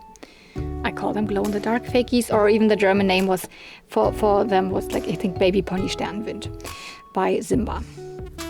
So, and I really like it. When I put all the lights out, then this is a really, really glowing shelf because a lot of things glow in the dark. Same as this one here, which is a little fakie of an glow friend. So at least here it makes sense. Glow friends also glow in the dark. I also have a couple of original glow friends on the shelf, like this one and this one. And I have a couple of trolls. As I said, I'm not a huge collector of the original weird, looking trolls. Those. Some that have like cool hair colors or are really cute, I do take them. This is also a glow-in-the-dark little, butterfly thing, so similar to a glow friend fakie, you could say. Some of these you might think are glow-in-the-dark, like this, but they do not. But they just match the vibe of this because they also... This is a little squeaky toy, I think from the 60s, same as this one. This one, this poodle, and this little mouse. They are squeakers from the 60s or even 50s or something.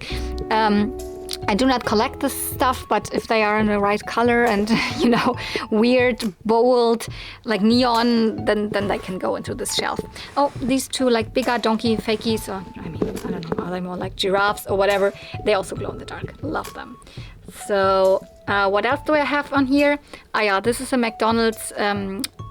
Bo Peep Toy Story thing. She was in my Toy Story collection, but I wanted to keep her up because she's also a glow-in-the-dark toy. She also glows in the dark. The skirt does. What else do I have here? Yeah. In the back there are these little dogs. I have 3 of the bigger ones and 2 of the small ones. They are technically fakes of the Fluffy Dogs. Fluffy Dogs were a toy line of the 80s. Bigger, big plush dogs, also with yarn hair, but they were meant for this Disney cartoon, which they just did like one test movie and then never did it a full cartoon line because it was never really successful. And I don't think that these Fluffy Dogs were really released here, but what we have were these fakies, where it's like small vinyl toys, and they're rooted with yarn hair. Probably not all from the same line because they're fakes. The molds get used from other companies, etc. But you find them under the name of Shaggy Doggy or Shaggy Doggy Mummy, because often they came as a mummy and 1 or 2 babies. So I love to pick those up because they're weird and they're cute, and if you find them in different colors, yeah. And you see more McDonald's Barbies in between, and even a Magic Mixie's Pixlings down here. So those are hiding everywhere.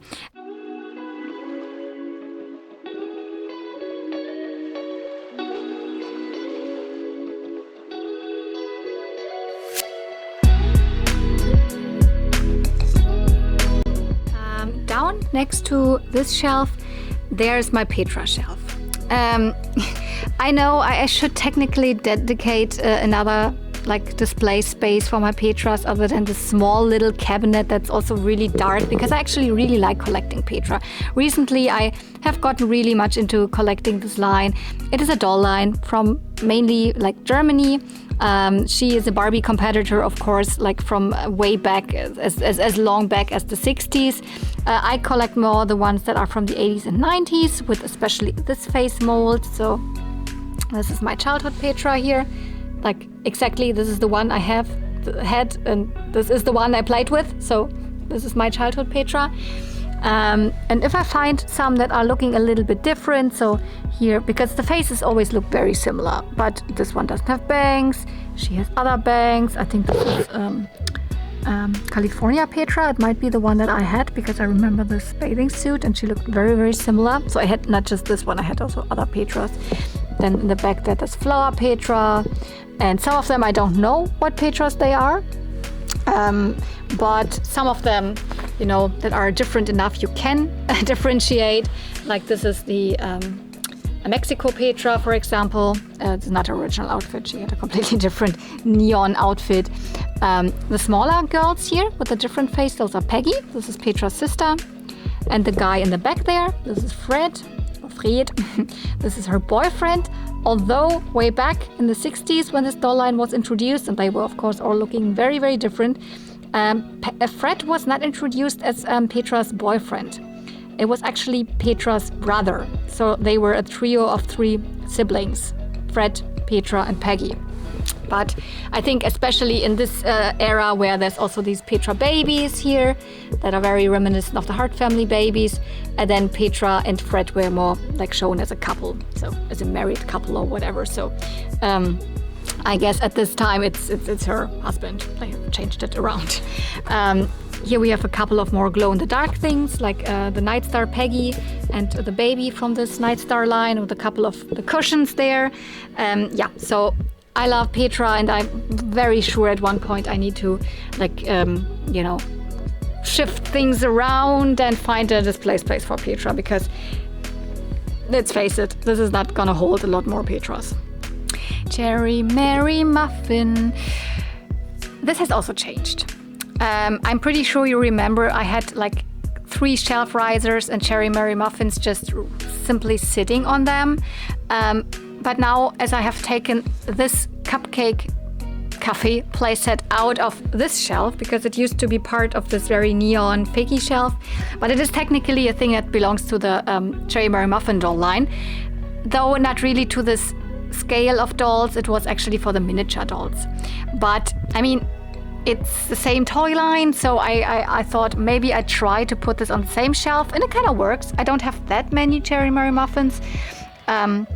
So this is a little display piece now additional. So then some are just standing in the back. The first Cherry Merry Muffin, Chocolotti, and some are standing in the front. Second wave Cherry Merry Muffin, Peppermint Penny, what she called Penny Peppermint, and some are sitting. So it works. I mostly always very, very, it's difficult for me to display all those smaller pieces and the muffin trays and all of that, but for now it's fine. And I think this shelf would fit 1 or 2 or 3 more dolls still, and I'm very happy with this display. It's just, I mixed it up a little bit. It was somewhat boring to me already, so now I love it even more. I have 2 more Cherry Merry Muffins already bought. I haven't unboxed them. They will come in a future unboxing, and then at least these two can definitely, probably I will sit them here. Yeah, just accessory-wise, it's always a little bit difficult to... maybe at one point I cannot display the accessories. There's another comb. Maybe at one point I need to store them away or something. Last two shelves here haven't really changed. This is G2 My Little Pony. I haven't expanded the collection a lot, and still there were always some like space left for more G2 ponies. So and they are like displayed still by color. So the frontal, not really, because those are my two favorites. This is one of the like a rare variant of a pony. She has glow-in-the-dark streaks in her hair. That's why those are here, although not white. But then it goes like white ponies, yellow well, there's white. I don't know. Don't question why I put this pink pony here and this white pony here. Why did I not? I should just shift it around. But then blues. There's other pinks, hot pinks, and oranges. And like baby ponies are in between. Greens, and then purples, light pinks, dark blues and dark purples, and more pinks. And then this at the side here, this is the rest of the G2, the European G2 McDonald's ponies that came with play sets. So this one came with this. Then these two smaller ponies, one of them came with this heart container, one of them came with this little playset house, and then the fourth one came with this little balloon. So this was what the European G2 My Little Pony McDonald's toys were. Same as with G3 My Little Pony. I cannot really tell you that much about them. I don't really remember the names of the sets that they came in, which sets they actually came in. Some of them I remember the names, but I could not really do a full like collection video about them. A, I do not even have that many, and B, I don't even know that much about those ponies. So I try to give as much knowledge about them as I can, especially when I have them in hauls or whatever. But apart from when I'm doing that, my knowledge is very limited, and I wouldn't really know how to do a, collection tour video about them, other than that I always just say, this is and this is and this is Junior, and this is Sky Skimmer, and this is a Sky Skimmer that has another pose, because it's in a magic motion pose. And this is another Sky Skimmer there. I think this is even this is the normal Sky Skimmer, and there's the Easter Sky Skimmer. So yeah, I wouldn't really know, like, details and like insides. G2 My Little Pony was the toy line in, the late 90s, and just, from 1997 onwards, and was discontinued in the US already by 1998, maybe 1999. So it lasted only for about a year in the US. But here in Europe, it was actually pretty successful, especially in France. You don't even find them that often here in Germany. But if you go online, maybe to Vinted or something, which, you can buy stuff from France from Vinted, they are offering G2 ponies so much. There's so many on there, and for great prices. So at one point I probably will buy some, especially when they're not really expensive. But yeah, so France was, I think, the biggest market for these ponies in Europe. And they were released up until 2003 here in Europe, right when then G3 started. So, but for that, my collection is really rather small.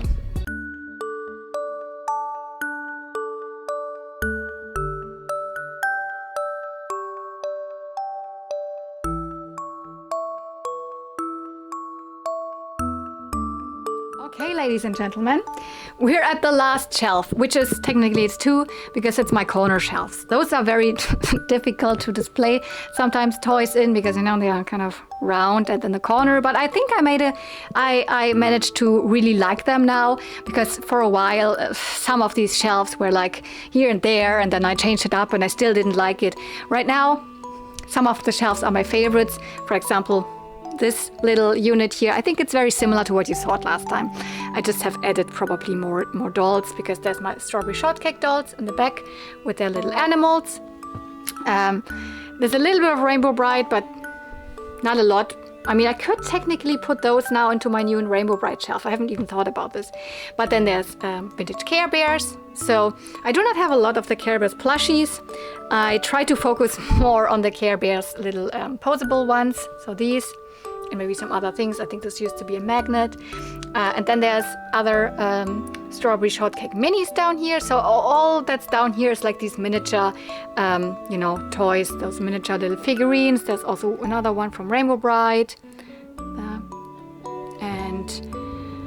This is actually not really a miniature. This is another pet that goes to one of those. I don't have the doll that it goes to, so it's still in here. And then I have a couple others, like I have Maya the bee here, I have a Sailor Moon one, I have a Monchichi one. So sometimes when I like these little miniatures, technically the Snuggle Bumps was also on here, but as I've recently shifted some other Snuggle Bumps on there, it fit better there. I have another like Magic Diaper Baby thing, similar toy line, the same toy line as these dinos, but these are not dinos, these are little normal, recent, still existing, not extinct animals. And I have the cat, for example, here. This little Furby, I don't even really know what it is.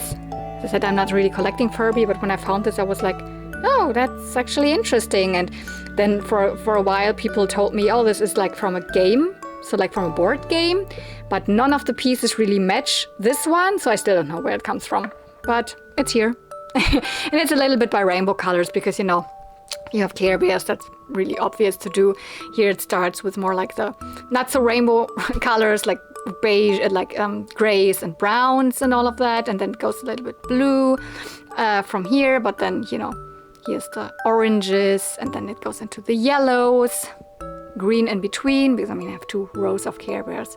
So a little bit of that. This is actually also a part of a strawberry shortcake playset where I only have this, and I use it as storage. There is like my strawberry shortcake combs. So I only have one of the combs laying out here. This is how they look, but they look all the same. So they are in there, and I have a couple more fashion pieces from Strawberry Shortcake, because Strawberry Shortcake also came with fashion packs. So I have that in there, and I don't know, maybe some other things that I don't have the dolls to or whatever. But this is storage, and also as a nice shelf riser here. Okay, so this, love it, love it, love it. This has changed, I think, significantly from the last time you saw it. Don't exactly remember what was all on there the last time, but I have, as I said, taken most of my Disney dolls out of the display, have gotten rid of them, but not my Tycho Ariels. I still have all of my Tycho Ariels. This was my childhood Tycho Ariel, the very simple one.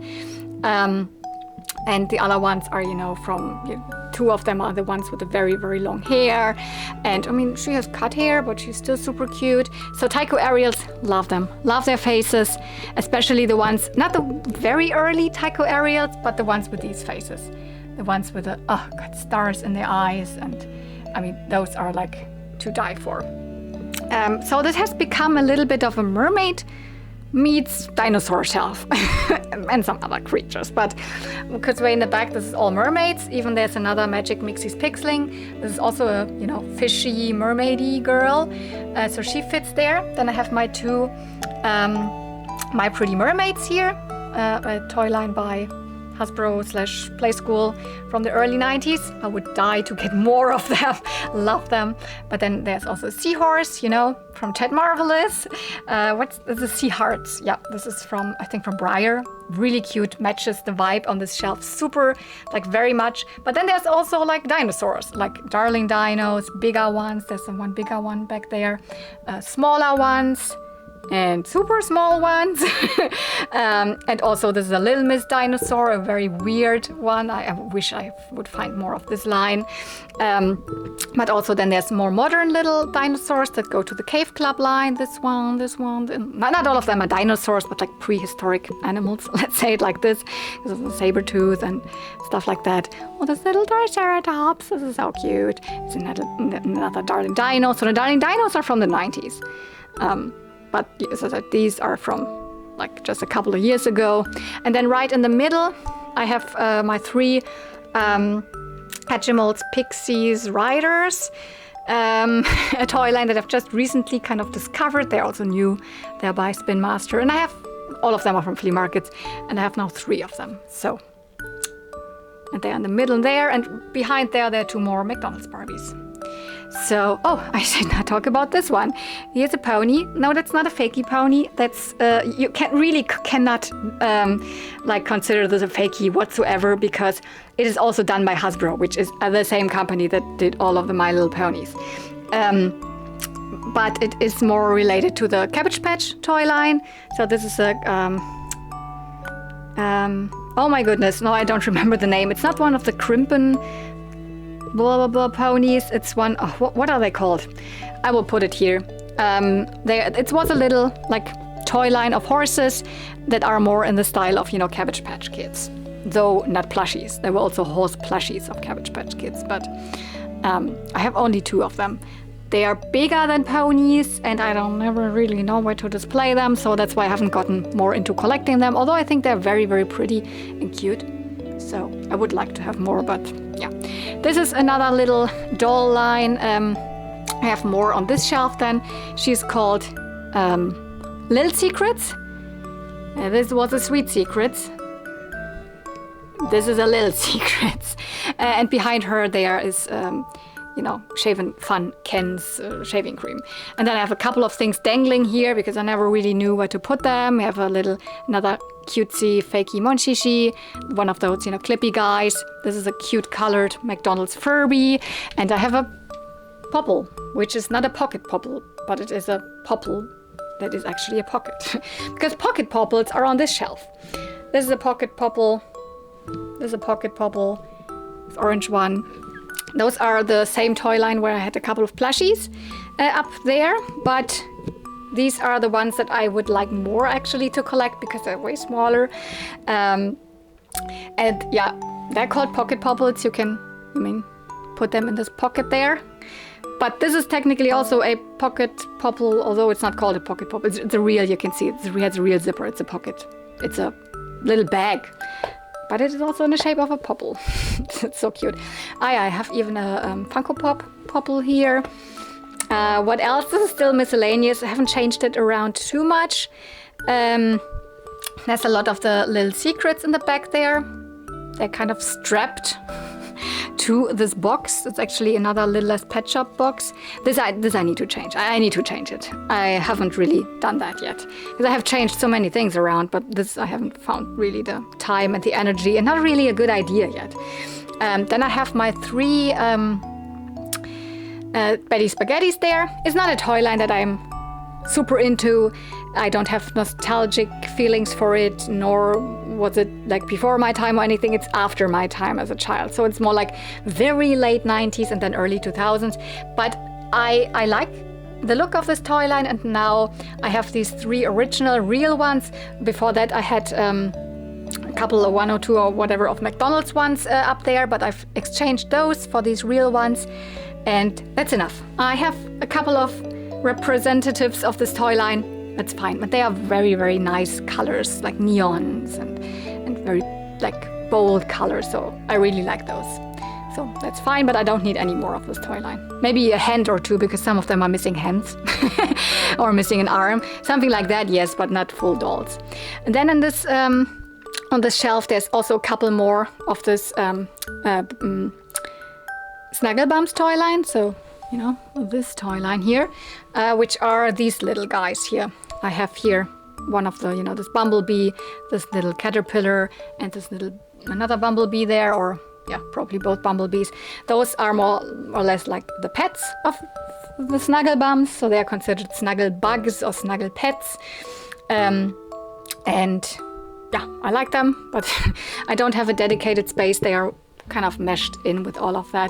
And you see it, there's another Barbie McDonald's figure. There's another Magic Diaper Baby, the only baby that I kept on display because it's cute and colorful. There's also, by the way, this little dinosaur doggy there.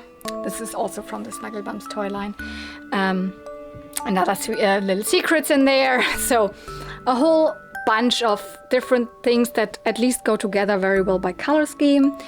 But this is definitely, while I really like these shelves, this is still a thing that I need to work on, especially because I want to have this box out there. Probably want to display it with the other box of Littlest Pet Shop up there. And then these need to be somehow displayed in a different way.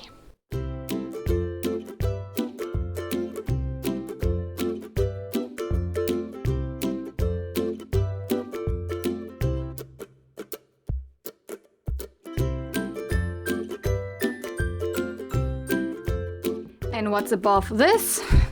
This is kind of my Keepers display. It's not fully only filled with Keepers. There's also some other toys in there, but this is mainly the space where I have Keepers. Keepers is a lovely toy line, but a lot of them are pretty big, so and they all have different shapes, so they're not very easy to display, but I mean, that's what I have here. I also have some other things in, like a fakey pony that is in that's kind of the crumpet pose. I have another one of those, the blue one in there. I have another fakey pony up there, another fakey pony. So a little bit of fakey ponies is also going on, and even a couple of fakey keepers. Like this is a fake keeper. This little duck is also a fake keeper, and this horse is also a fake. Although not really even meant to be a fake keeper. It's a Lucky Bell horse. It's by a different company that kind of reused just the mold. It's a little weird, but yeah, but you know, all of the rest is keepers. The bigger ones, like we've got the squirrel and the snail and the swan.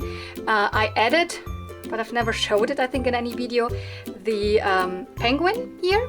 So even has the correct bow here from at the convention, where I didn't film at this convention.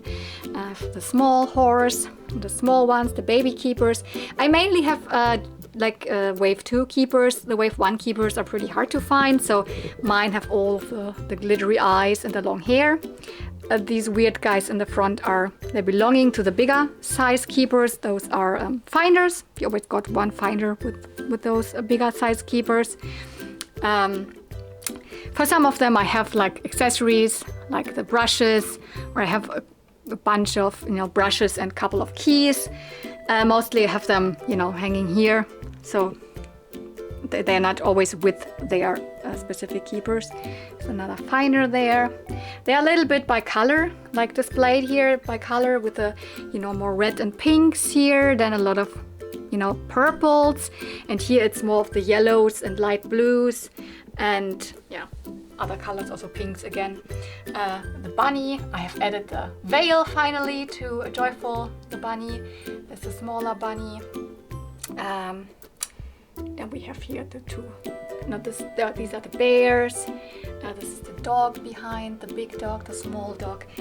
Cannot remember all of those names right now, but yeah. And there's the little ladybug. I'm still missing a lot of keepers.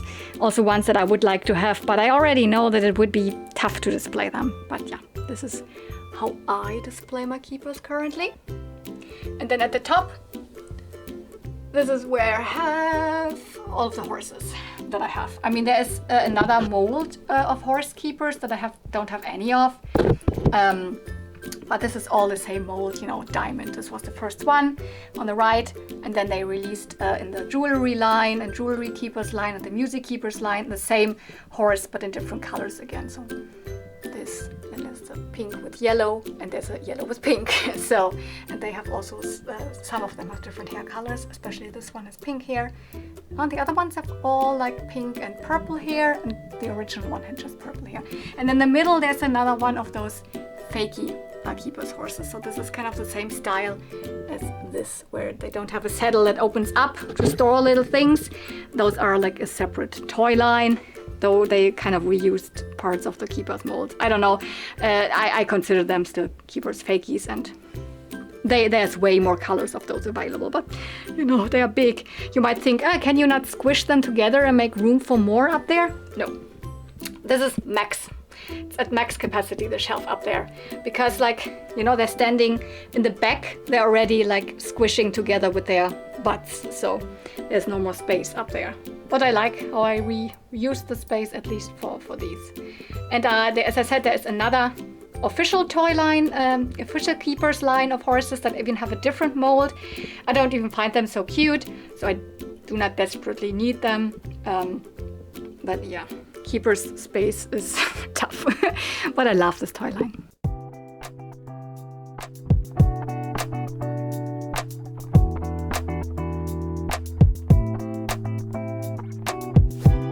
Last little thing next to, yep, we're back down here. I have a couple of also carded, fashions for doll fashions also here on the wall. This was not really, I don't know, my plan or something. This is just a fake. I mean, it even reuses like old Barbie artwork, just a little bit different. So I don't know, it's a knockoff fashion thing that I found like this for €1 at the flea market, but it's clearly from the like 90s or something. It even reuses Barbie molds, like this bag, for example.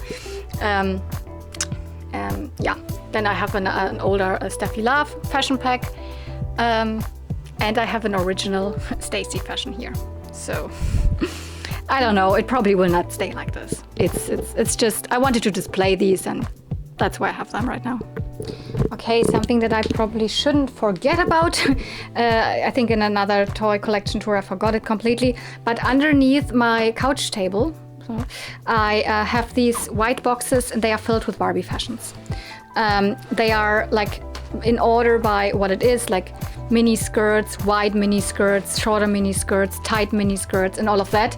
And some of them are more in like little Ziploc bags where they really belong together.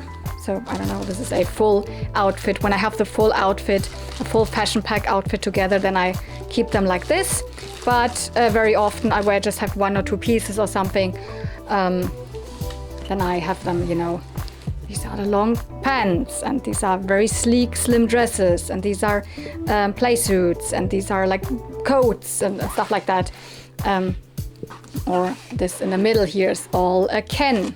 Some of them loose, pants, etc., and some of them together in like fashion packs that belong together.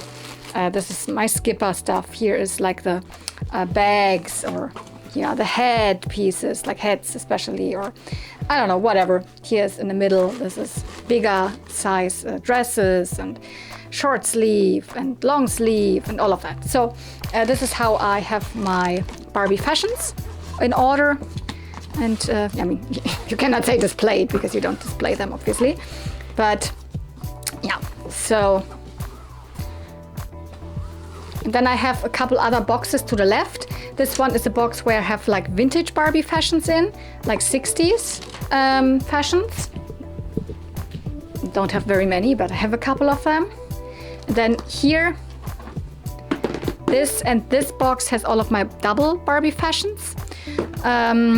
This has all of my Barbie shoes. So, ta-da. And this is my childhood Barbie case, where I have most of my childhood Barbie like fashions in. So either that I rebought or that I still had from my childhood. This is my childhood Barbie wedding dress, for example. And that's it. I'm pretty sure this is significantly longer than just 3 hours. So I might even put this up into 2 parts. I cannot tell right now because I don't want to cut out a lot of things. Maybe I can cut out where I speak a little bit too much about like different specific items or so, but I have a big collection. I don't know, I don't want to do just, I said it in the beginning, I don't just want to do like, here's that, there's that. And I think you enjoy those long collection tour videos. And of course, I said it in the Barbie collection tour video, you don't need to watch it in one go. You can just spread it up into multiple days. Just watch like half an hour every day or something like that. But maybe it is really that long that I need to put it really into 2 parts. Just also from an editing point of view and stuff like that. I cannot tell yet because it depends also how much I think I can cut out or whatever. But yeah, that's it. That's the end. Also, there's no sun anymore. For the last couple of shelves here on this side, I had to put up all of my lights again because like my rooms are pretty dark otherwise. I think you could still see all of that. So yeah, I hope you enjoyed it. Really hope you enjoyed it. It's a lot, and it's so many different toy lines, even like boy toy lines. So I hope you could see at least things that you are totally into, that you are maybe also collecting. I know my collection is very spread really wide, especially also now going into a couple of modern dolls and stuff like that. So I hope it's not too overwhelming, or you're like, she's just crazy, she needs to stop collecting different things. I don't know, it's just fun for me. It's like I always in my life had different like hobbies that I totally focused on for a really long time. I was like for over 10 years I was like a very, very active cosplayer, so much in the cosplaying community and always cranking out new outfits, new cosplays and all of that. I have stopped doing that, and this is kind of this is now the thing that I'm doing, like spending most of my time on my toy collection, being it's like putting it up in videos, or cleaning the toys, going to flea markets, looking online, learning about them, just going online, checking all of the Barbie fashions or whatever. So this is like the main thing in my life right now. So I enjoy it, and as long as I enjoy it and it's not too negative, I have not too many like negative points with it, because there is negative points with having such a big collection. It's like maintaining it, having it neatly displayed, finding new stuff, and when I find the new stuff, then the struggle of like, you know, getting everything cleaned in time for that I want to film the video and all of that, and then, you know, YouTube is time consuming. And toy collecting is also time consuming. So put these two time consuming things together, then you don't have much time for anything else, apart from a job. I also do a job. This is not my main job. I don't earn money with my YouTube channel. Like seriously, it's a hobby. I keep it as a hobby. I don't want to earn money with it. So this is a hobby, and this is also a hobby. So I hope you feel that I'm making these videos because I have fun with them, and I have fun with my collection. And as I said, as long as I have fun with it, I will keep on going. I will slow down with certain collections. I might sell different parts of the collection, or I might start completely different collections, like these these magic troll babies, which I've just kind of discovered. So, you know, if you want to follow my like journey going on with my toy collection, then maybe you want to subscribe to this channel. And if you are someone who's not regularly on, you know, YouTube, then you might maybe also want to push this notification bell thingy. Then you will get a push notification, or like especially I think even an email when my new videos go up. So, and yeah, if you enjoyed this video, don't forget you can give it a thumbs up. That's the easiest thing how to you can help me out here. Or you can comment down below if you want to tell me something, if you just want to say cool video, or give it a heart or something, like in a comment or something. You can do that. You don't need to comment. I know that people are watching also on TVs, etc. Then you cannot even comment. But if you want to tell me anything, or help me out, that I didn't know something, where I don't know if you know where this weird Furby comes from, also don't be shy, put it in the comments. I read every comment. I cannot answer every comment. Most often I don't find the time to always then also answer every comment, because it's not just a small like, oh thanks, what I answer. I try to really answer something that has to do with the comment that the comment said, and then it takes also time to answer comments. So sometimes I cannot answer every comment. Be assured, if it's a nice and not a hating comment or something, then I will give it a heart, like the comment, and read it definitely and enjoy it. And for most of them I will comment back. So thank you so much for watching. See you real soon, and may the toys be with you. Bye!